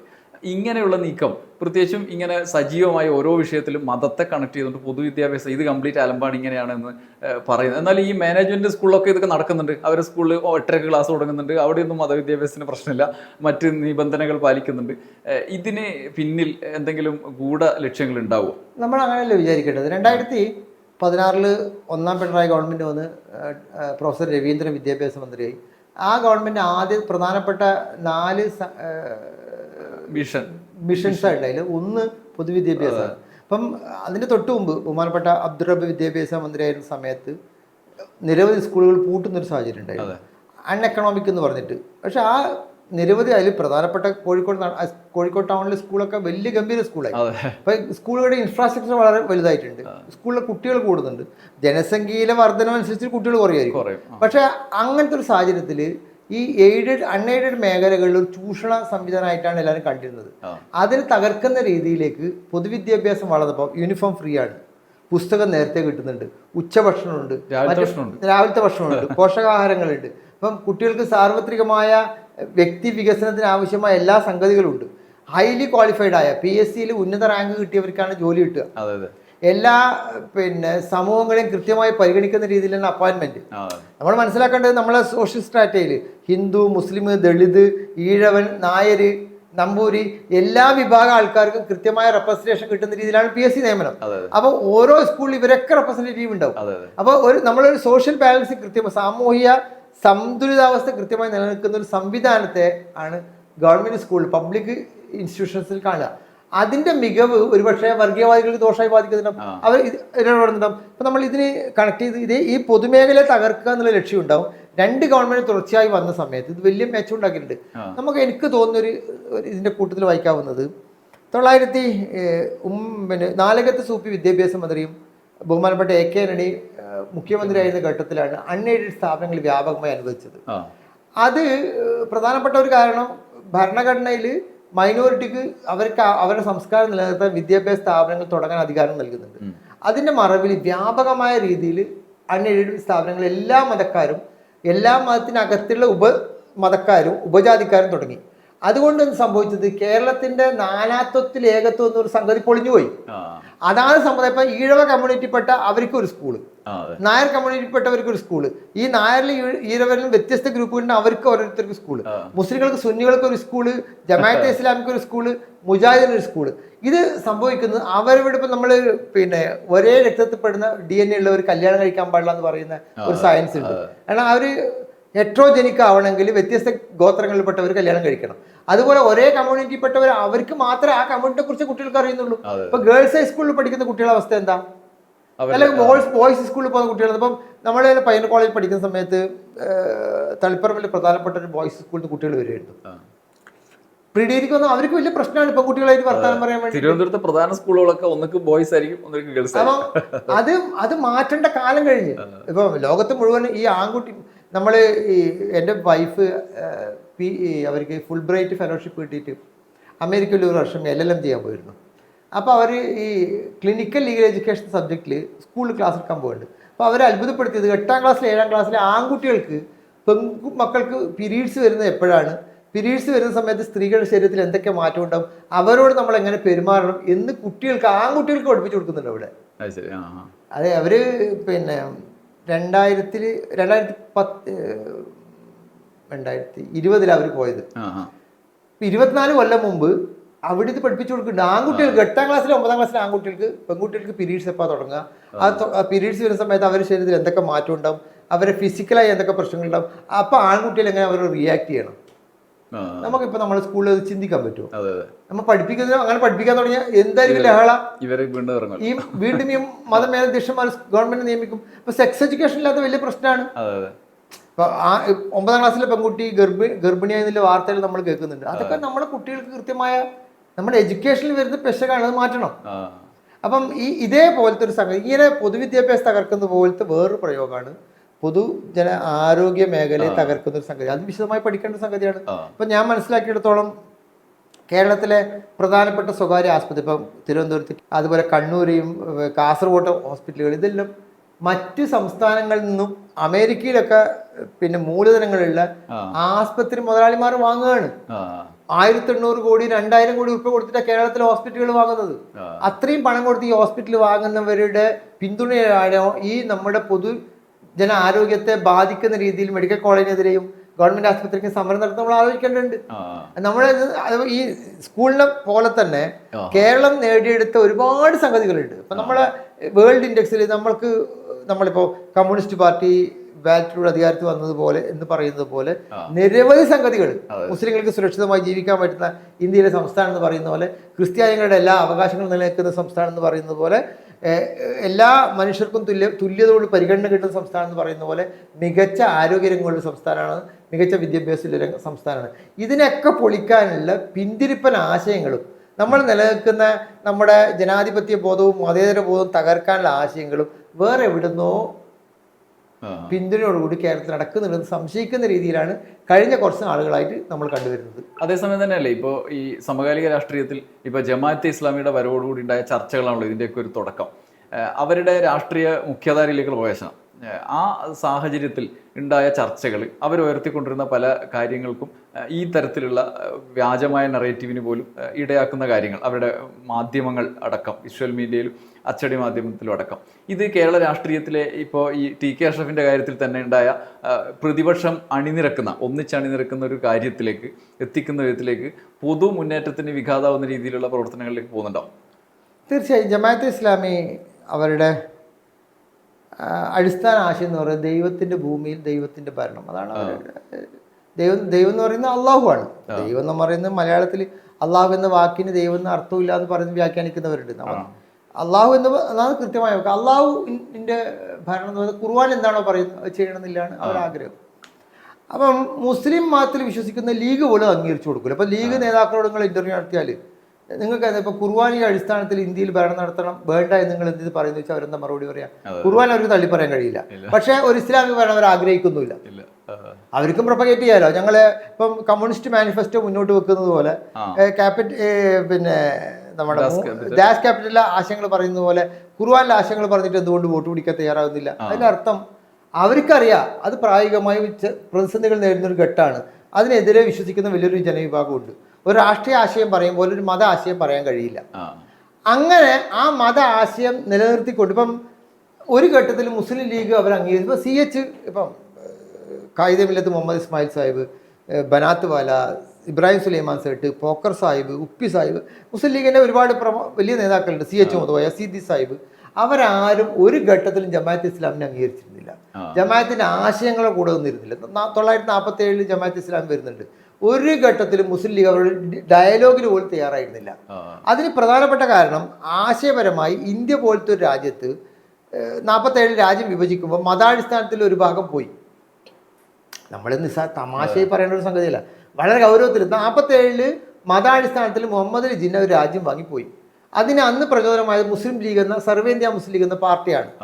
ആ പാർട്ടിയുടെ വാശിപ്പുറത്താണ് ആ 46, 47, 45, 46, 47 കാലഘട്ടത്തിൽ ഇന്ത്യയിൽ എന്ത് നടന്നു പരിശോധിച്ച് കഴിഞ്ഞാൽ നമുക്കത് എത്ര വാദിക്കില്ല. നോർത്ത് ഇന്ത്യയിൽ അതിഭീകരമായ രീതിയിൽ ആക്രമണം, കൽക്കത്തയിൽ പിന്നെ പഞ്ചാബിലൊക്കെ പരസ്പരം വെട്ടിക്കീറുന്ന അവസ്ഥയാണ്. ആക്ഷൻ ഡേ എന്ന് പറഞ്ഞിട്ട് മുസ്ലിം ലീഗ് ഒരു ദാവൂദ് എന്ന് പറയുന്ന മാധ്യമത്തിൻ്റെ താത്വിക ആചാര്യൻ എഴുതിയൊരു ലേഖനമുണ്ട്. ഈ ആക്ഷൻ ഡേ എന്ന ഘട്ടത്തിൽ മുസ്ലിം ലീഗുകാർ ആയിരക്കണക്കിന് ആളെ കൊന്നിട്ടുണ്ടെന്ന് ഞാൻ പറയുന്നുണ്ട്. അതാണ് റെഫറൻസ് പരിശോധിച്ചറിയാം. അപ്പൊ അത്രയും ഭീകരമായ രീതിയിൽ മുസ്ലിം ലീഗ് ആവശ്യപ്പെട്ടിട്ട് ഒരു മതാടിസ്ഥാനത്തിൽ രാജ്യം പാകിസ്ഥാൻ രൂപീകരിച്ചു. ബാക്കി ഇന്ത്യയിൽ ജീവിക്കുന്ന മുസ്ലിങ്ങൾ എന്ന് പറയുന്നത് ഒരു മതാടിസ്ഥാനത്തിലെ രാജ്യത്ത് ജീവിക്കാൻ ആഗ്രഹിക്കാത്തവരാണ്. അന്ന് നമ്മുടെ രാജ്യത്തെ ജനസംഖ്യ 40 കോടിയാണ്. നമ്മുടെ രാജ്യം ഉണ്ടാകുമ്പോൾ ഈ 40 കോടി ഞാൻ മനസ്സിലാക്കുന്നത് 40 ലക്ഷം മുസ്ലിം ഉണ്ടായത്. ഇന്നിപ്പോൾ ഒരു 18 ലക്ഷം 20 ലക്ഷം 18 കോടിയോ 20 കോടിയോ മുസ്ലിം ഉണ്ട്. നമ്മുടെ ടോട്ടൽ ജനസംഖ്യ 146 കോടിയായി. അപ്പൊ ഈ അന്നത്തെ 40 ലക്ഷത്തിന്റെ പിൻഗാമികളാണ് നമ്മൾ. ഓക്കെ, ആ 40 ലക്ഷം പാകിസ്ഥാനിൽ പോകാൻ കൂട്ടാക്കിയിട്ടില്ല. കാരണം അവർക്ക് ആ മതരാഷ്ട്രത്തോട് താല്പര്യം ഉണ്ടായിരുന്നില്ല. വിശുദ്ധ ഖുർആനെയും പ്രവാചകനെയും അടിസ്ഥാനപ്പെടുത്തി നിങ്ങൾ ഉണ്ടാക്കുന്ന ഭരണഘടന ഞങ്ങൾക്ക് വേണ്ട എന്ന് പ്രഖ്യാപിച്ച് ഇന്ത്യയിൽ നിൽക്കാൻ തയ്യാറായവരാണ് എൻ്റെ മുൻഗാമികളെന്ന്. അപ്പൊ ഞാനെന്തിനു മതരാഷ്ട്രത്തിന് പിന്തുണക്കണം? ഇന്ത്യയിൽ ജീവിക്കുന്ന ഒരു മുസ്ലിമും മതരാഷ്ട്രത്തിന് താല്പര്യമില്ല ആളല്ല. അപ്പോൾ നമ്മൾ ഇന്ത്യയിൽ അന്ന് ബാക്കിയായ മുസ്ലിങ്ങൾ ഒരു സെക്യുലർ രാഷ്ട്രത്തിന് വേണ്ടി നിലകൊണ്ടവരാണ്. ഈ രാജ്യത്ത് സെക്യുലർ ഇതെങ്ങനെ പെട്ടെന്നുണ്ടായണോ സെക്യുലർ രാജ്യം? അല്ലല്ലോ. ഞാൻ നേരത്തെ പറഞ്ഞത് ആദ്യം തുടക്കത്തിൽ പറഞ്ഞ പോലെ നൂറ്റാണ്ടുകളുടെ പാരമ്പര്യം നമ്മുടെ സെക്യുലറിസത്തിനുണ്ട്. അപ്പം ഭരണഘടനാ അസംബ്ലിയിൽ ഈ കാര്യം ചർച്ച വന്ന പലരും ഹിന്ദു രാജ്യമാക്കണമെന്ന് ആവശ്യപ്പെട്ടിരുന്നു. ജവഹർലാൽ നെഹ്റുവും ഡോക്ടർ രാജേന്ദ്ര പ്രസാദും BR അംബേദ്കർ അടക്കമുള്ള നേതാക്കൾ അതിശക്തമായി പറഞ്ഞതുകൊണ്ടാണ് ഇതൊരു സെക്യുലർ രാജ്യമായത്. അതിന് കാരണം B പോക്കർ സാഹിബ് വന്ന് കോൺസ്റ്റിറ്റ്യൂഷൻ അസംബ്ലിയിലുണ്ട്. കേരളത്തിലെ മുസ്ലിം ലീഗ് നേതാവ് B പോക്കർ കോൺസ്റ്റിറ്റ്യൂഷൻ അസംബ്ലിയിലുണ്ട്. ആ ഭരണഘടനാ സഭയിൽ അദ്ദേഹമുണ്ട്. അദ്ദേഹത്തിന് അറിയാലോ, അദ്ദേഹത്തിന് പിൻഗാമികളായ മുസ്ലിം ലീഗിന് അറിയാലോ, ഒരു മതരാഷ്ട്രവാദത്തിനെ എതിർത്തുകൊണ്ടാണ് അവർ നിന്നത്. ഇസ്മായിൽ സാഹിബും സീദി സാഹിബും അന്ന് രാജ്യം വിഭജിക്കാൻ തീരുമാനിക്കുന്ന ലീഗിന്റെ സർവേന്ത്യ സമ്മേളനത്തിൽ കറാച്ചി പങ്കെടുത്തവരാണ്. അതിൽ നിന്ന് പിരിഞ്ഞിട്ടാണ് അവർ വരുന്നത് തമിഴ്നാട്ടിലേക്ക്. അപ്പൊ അവർ പ്രഖ്യാപിക്കും ഞങ്ങൾ സെക്യുലർ രാജ്യത്ത് ജീവിക്കുന്നതാണ്. അവിടെ പിൻഗാമികളായ മുസ്ലിം ലീഗർക്ക് എങ്ങനെയാണ് മതരാഷ്ട്രവാദികളായ ജമാഅത്തുമായി കൂട്ടുകൂടാൻ പറ്റുന്നത്? അതുകൊണ്ടാണ് ഈ PK കുഞ്ഞാലിക്കുട്ടി അടക്കൂല ലീഡർഷിപ്പ് ഒരു കാലത്തും ജമാഅത്ത് ഇസ്ലാമിനെ അംഗീകരിക്കാതിരുന്നത്. അതുകൊണ്ടാണ് KM ഷാജിയും മുനീറും അതിനെതിരെ പ്രസംഗിക്കുന്നത്. നിർഭാഗ്യവശാൽ VD സതീശിന്റെ നേതൃത്വത്തിൽ ഈ മതരാഷ്ട്രവാദികളുമായിട്ട് മുസ്ലിം ലീഗിന് പങ്കുചേരേണ്ട അവസ്ഥയിലേക്ക് എത്തി. സമീപ നാളുകളിൽ ഇപ്പോൾ ഈ വിസ്ഡം ഇഷ്യൂ വന്ന സമയത്ത് അടക്കം ഷുക്കൂർ വക്കീലിൻ്റെ നിരന്തരമായ ഒരു ബോധവൽക്കരണം ഒരുപക്ഷെ മുസ്ലിം സമൂഹത്തിൽ ജനസാമാന്യത്തിന് പോലും പ്രതീക്ഷ ഉണ്ടാക്കുന്ന രീതിയിൽ തെറ്റായി ചിത്രീകരിക്കപ്പെടുന്ന ഒരു സാഹചര്യത്തിൽ നിന്ന് സംരക്ഷിക്കുന്ന രീതിയിലുള്ള ഒരു നറേറ്റീവ്സിൽ അല്ലെങ്കിൽ അത്തരത്തിലുള്ള കാഴ്ചപ്പാടുകൾ പങ്കുവെക്കുന്നതായിരുന്നു. ഇങ്ങനെയുള്ള വിഷയങ്ങളിൽ ഇടപെടുമ്പോൾ പ്രത്യേകിച്ചും നമുക്കറിയാം രാഷ്ട്രവാദികൾക്കെതിരായ പ്രസംഗം അത്ര എളുപ്പമുള്ളതല്ല. പറയുന്നത് ആളുകൾ അവർക്കൊപ്പം അല്ലെങ്കിൽ പോലും നമുക്ക് അങ്ങനെ പൊതുമധ്യത്തിൽ അങ്ങനെ ഇടപെടൽ എളുപ്പമല്ല. ഞാൻ കഴിഞ്ഞ സമീപ നാളുകളിൽ ചാനൽ ചർച്ച ഏഷ്യാനെറ്റ് മുതൽ കൈരളി വരെ ഇത്തരം ഒരു ചർച്ചകൾക്കിടയിൽ ശക്തമായ നിലപാടെടുത്ത് നമ്മൾ പൊതുമധ്യത്തിൽ കണ്ടിട്ടുണ്ട്. ഇങ്ങനെയുള്ള സാഹചര്യങ്ങളെ ഉണ്ടാവുന്ന പ്രതിബന്ധങ്ങൾ എന്തൊക്കെയാണ്? പ്രത്യേകിച്ചും വളരെ സേഫായി ഒരു തൊഴിൽ ഉണ്ട്, അഡ്വക്കേറ്റ് എന്ന് പറയുന്ന ഒരു തൊഴിലുണ്ട് നിയമരംഗത്ത്. അതിനേക്കാളും സുഖകരമായി പോകാവുന്ന സിനിമ മേഖലയുണ്ട്. അവിടെ ഈ വെറുതെ ഒരു മേഖലയിൽ ഇടപെട്ട് ചൊറയാക്കുന്നു എന്നുള്ളൊരു അവസ്ഥ ഉണ്ടോ? അതോ ഇത് വ്യക്തിപരമായ നിലപാടിന് അപ്പുറത്തേക്ക് നിലപാടിൽ വിട്ടുവീഴ്ച ചെയ്യാതെ മുന്നോട്ട് പോകുന്ന ഒരു വ്യക്തിത്വമായിട്ടാണോ കാണുന്നത്? അല്ല, അതൊരു സങ്കീർണമായ ചോദ്യമാണ്. ചിലപ്പോഴൊക്കെ എനിക്ക് 3 പെൺകുട്ടികളാണ്. മൂത്ത മോളിപ്പോൾ PhD ചെയ്ത് ചെന്നൈയിൽ. അപ്പം വൈഫും മക്കളൊക്കെ ഇരിക്കുന്ന സമയത്ത് അവരെപ്പോഴും ഈ കാര്യം എന്നോട് പറയും. പിന്നെ ഇതൊരു അപകടം പിടിച്ച പരിപാടിയാണ്, എപ്പോഴാണ് എങ്ങനെന്താ സംഭവിക്കുകയെന്ന് അറിയില്ല. അടുത്ത സുഹൃത്തുക്കൾ, വളരെ അടുത്ത സുഹൃത്തുക്കൾ, വളരെ മധുവിനെ പോലെ അടുപ്പുള്ള ആൾക്കാരൊക്കെ ശ്രദ്ധിക്കണം എന്നൊക്കെ പറയും. പക്ഷേ എനിക്ക് എന്താണെന്നറിയില്ല, ഞാൻ ഇത്ര നിലപാടെടുക്കുമ്പോൾ എനിക്ക് എന്നെ തന്നെ നിയന്ത്രിക്കാൻ കഴിയാത്ത സാഹചര്യം ഉണ്ടാകുക. അത് എനിക്ക് തോന്നുന്നത് എൻ്റെ ഉപ്പടുത്ത് മറ്റോ കിട്ടിയ ഒരു മതേതര ബോധമായിരിക്കണം. ഈ പ്രത്യേകിച്ച് മുസ്ലിം സമുദായത്തിനെ പ്രതിസന്ധിയിലാക്കുകയും ആ സമുദായത്തെ അപരവൽക്കരിക്കാൻ മറ്റുള്ളവർക്ക് സഹായകരമാകുന്ന സമീപനം, അതിൻ്റെ ലീഡർഷിപ്പ് എന്ന് സ്വയം വിചാരിക്കുന്ന ആളുടെ ഭാഗത്ത് ഉണ്ടാകുന്ന സമയത്ത് ആ കമ്മ്യൂണിറ്റിപ്പെട്ട ഒരാളെന്ന നിലയിൽ പറയൽ എൻ്റെ ഉത്തരവാദിത്തമാണെന്ന് എവിടെയോ എന്നോട് നിരന്തരം എൻ്റെ ഉള്ളിൽ നിന്ന് കലയിക്കുന്നുണ്ട്. അപ്പം വിനു ആ ചർച്ചക്കാരനെ വിളിച്ചപ്പോൾ ഞാൻ വൈഫിനോട് ചോദിച്ച് ഇത് ചർച്ച ചെയ്തിട്ട്, അപ്പോൾ വൈഫ് പറഞ്ഞു ഇക്കാക്കെന്ന് തോന്നുന്നു. ഞാൻ പറഞ്ഞു കുറച്ച് ഷാർപ്പായി പറയേണ്ടി വരും, പറയണ്ടെങ്കിൽ പറയണം. അപ്പം പിന്നെ മോളോട് ഡാറ്റാസ് എല്ലാം എനിക്ക് മോളെടുത്തു തന്നു. മോളോട് ഈ മറ്റേതുണ്ടല്ലോ, പിന്നെ നമ്മുടെ വിദ്യാഭ്യാസ അവകാശ നിയമം, അതിൻ്റെ പ്രൊവിഷൻസൊക്കെ മോളാന്ന് എനിക്ക് എടുത്തു തന്നു. മോളോട് പറഞ്ഞു മോളെ ഇപ്പം സ്ട്രോങ് ആയിട്ട് പറയാം, എന്താ പ്രശ്നം. അപ്പം എനിക്കെൻ്റെ മക്കളും ഭാര്യയും തരുന്നൊരു ധൈര്യമുണ്ട്. അതെന്ന് പറയുന്നത് അവർ ഞാൻ മനസ്സിലാക്കുന്നത് എൻ്റെ ഉപ്പ വളരെ 19 വയസ്സായി. അപ്പോൾ അവരുടെ ഒരു ധാരണ എന്ന് പറയുന്നത് നമ്മൾ സോഷ്യൽ ബീങ് എന്ന നിലയിൽ നമ്മൾ ഉത്തരവാദിത്തമുണ്ട്. ഇപ്പോൾ ഈ ഞാൻ നേരത്തെ പറഞ്ഞ പോലെ ഈ സംസ്ഥാനം ലോകത്ത് തന്നെ മാതൃകയാവുന്ന രീതിയിലുള്ള ഒരു പരസ്പര ബഹുമാനത്തോടെ കൊണ്ടും കൊടുത്തും എല്ലാ ജനവിഭാഗങ്ങളും വിശ്വാസമുള്ളവർ ഒന്നിച്ച് നിൽക്കുന്ന സംസ്ഥാനമാണ്. വലിയ തോതിൽ കഴിഞ്ഞ 9 കൊല്ലം കൊണ്ട് വികസന കുതിപ്പുണ്ടായിട്ടുണ്ട്. വിമർശനങ്ങളുണ്ട് കേട്ടോ. അപ്പം ഗവൺമെൻറ് എന്നാലും എല്ലാവരും തൃപ്തിപ്പെടുത്തിക്കൊണ്ട് ഒരു ഗവൺമെൻറ് മുന്നോട്ട് പോകാൻ കഴിയില്ല, പല വിമർശനമുണ്ട്. അതിശക്തമായ രീതിയിൽ ഗവൺമെൻറ് പല കാര്യത്തിലും വിമർശനമില്ല ആൾ തന്നെയാണ് ഞാൻ. എന്നാലും തമ്മിൽ ഭേദം അതിന് മുമ്പുണ്ടായ പല ഗവൺമെൻറ്റുകളിൽ താരതമ്യം ചെയ്ത് നടത്തുമ്പോൾ നമ്മൾ 10-ൽ 7-ഓ 8-ഓ മാർക്ക് കൊടുക്കാവുന്ന ഒരു ഗവൺമെൻറ്റാണ് കഴിഞ്ഞ 2 പിണറായി ഗവൺമെൻറ്.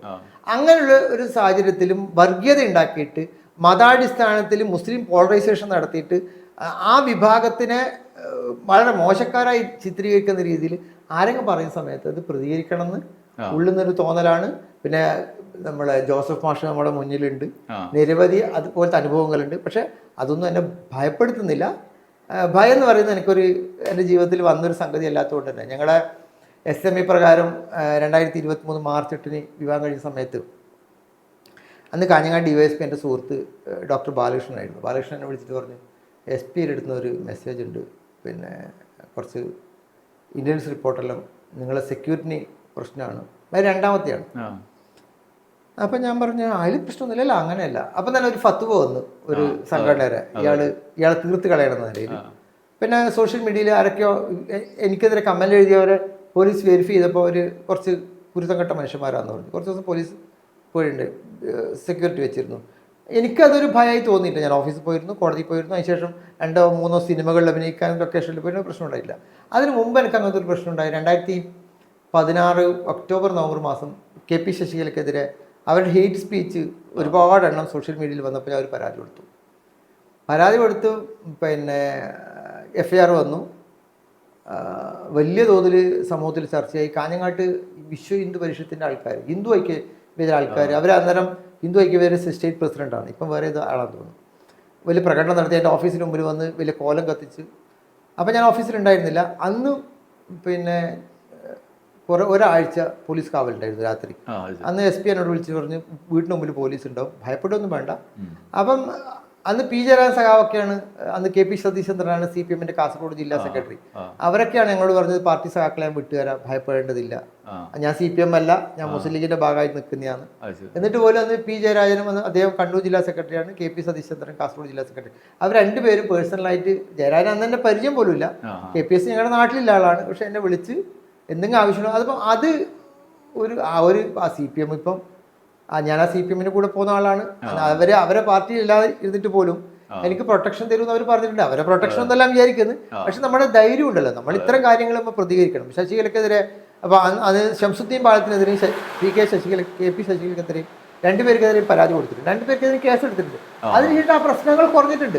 നിങ്ങൾ 2016 ശശികല അതിന് ശേഷം നടത്തിയ മുഴുവൻ പ്രശ്നങ്ങൾ പരിശോധിച്ചാൽ ഗണ്യമായ തോതിൽ അവരുടെ ഹേറ്റ് സ്പീച്ച് കുറഞ്ഞിട്ടുണ്ട്. ഈ ശംസുദ്ദീൻ പാലത്ത് എന്നെ വന്ന് കണ്ട് സംസാരിച്ചിട്ട് അതിനെ ആവർത്തിക്കൂല എന്ന് പറഞ്ഞിട്ടുണ്ട്. അപ്പൊ ഒരു പൊതുപ്രവർത്തകൻ എന്ന നിലയിൽ, സമൂഹത്തിൽ ജീവിക്കുന്ന ഒരാളെന്ന നിലയിൽ അതൊക്കെ മതി. നാളെ എൻ്റെ മക്കൾക്ക് എൻ്റെ ഉപ്പ ഇന്നാളും മകളാണെന്ന് പറയുന്നത് എൻ്റെ മക്കൾക്ക് അഭിമാനിക്കാനുള്ളതൊക്കെ മതി. അപ്പൊ സിനിമയിൽ ഇനി കൂടുതൽ നീക്കങ്ങൾ എങ്ങനെയാ? സിനിമ ഇപ്പോൾ ഒരു 3-4 സിനിമ ഷൂട്ടിംഗ് കഴിഞ്ഞിട്ടുണ്ട്. ഏറ്റവും ആദ്യമായിട്ട് റിലീസ് ചെയ്യാൻ പോകുന്നത് ഭാവനയുടെ കൂടെ അഭിനയിച്ച സിനിമയാണ്. ഭാവന എന്ന് പറയുന്നത് മലയാളിയെ സംബന്ധിച്ചിടത്തോളം വളരെ ഏറ്റവും അഭിമാനിക്കാവുന്ന ഒരു നിലപാടിലൊരു സ്ത്രീയാണ്. എനിക്ക് അവരുടെ കൂടെ 2 ദിവസം ഞാൻ അഭിനയിച്ചത് വളരെ ഭയങ്കര നമുക്ക് പ്രചോദനം നൽകുന്ന, അവരെന്നേക്കാൾ ഇത്ര ഇളയ പ്രായമുള്ള സ്ത്രീയാണ്. പക്ഷെ നമുക്ക് അവരുടെ വാക്കുകൾ, അവരുടെ ഇടപഴകൽ നമുക്ക് വലിയ തോതിൽ പ്രചോദനം കിട്ടുന്നൊരു സംഗതിയാണ്. പിന്നെയുള്ളത് നമ്മുടെ നിഖില വിമലിൻ്റെ കൂടെയുള്ള പെണ്ണുകേസ് എന്ന് പറഞ്ഞൊരു സിനിമയുണ്ട്. പിന്നെ മലയാളി മെമ്മോറിയൽ എന്ന് പറഞ്ഞൊരു സിനിമയുണ്ട്. പിന്നെ 1-2 സിനിമയുണ്ട്. ഇപ്പം ഈ ജൂലൈയിലും ഓഗസ്റ്റിലും ഓരോ സിനിമക്ക് ഷൂട്ട് വരാനുണ്ട്. അപ്പോൾ സിനിമാഭിനയത്തിനും അഭിഭാഷക വൃത്തിക്കുമൊപ്പം സാമൂഹ്യ നിരീക്ഷണവും നിരന്തരമായി തുടരാൻ കഴിയട്ടെ. ഇത്രയും നേരം ന്യൂസ് അറ്റ് ന്യൂസിന് വേണ്ടി ചെലവഴിച്ച അഡ്വക്കസി ഷുക്കൂർ എന്ന ഷുക്കൂർക്കയ്ക്ക് എല്ലാ നന്ദിയും രേഖപ്പെടുത്തും. Thank you. അടുത്ത ആഴ്ച ടോക്ക് ഷോയിൽ മറ്റൊരു അതിഥിയുമായി വീണ്ടും വരാം. നന്ദി, നമസ്കാരം.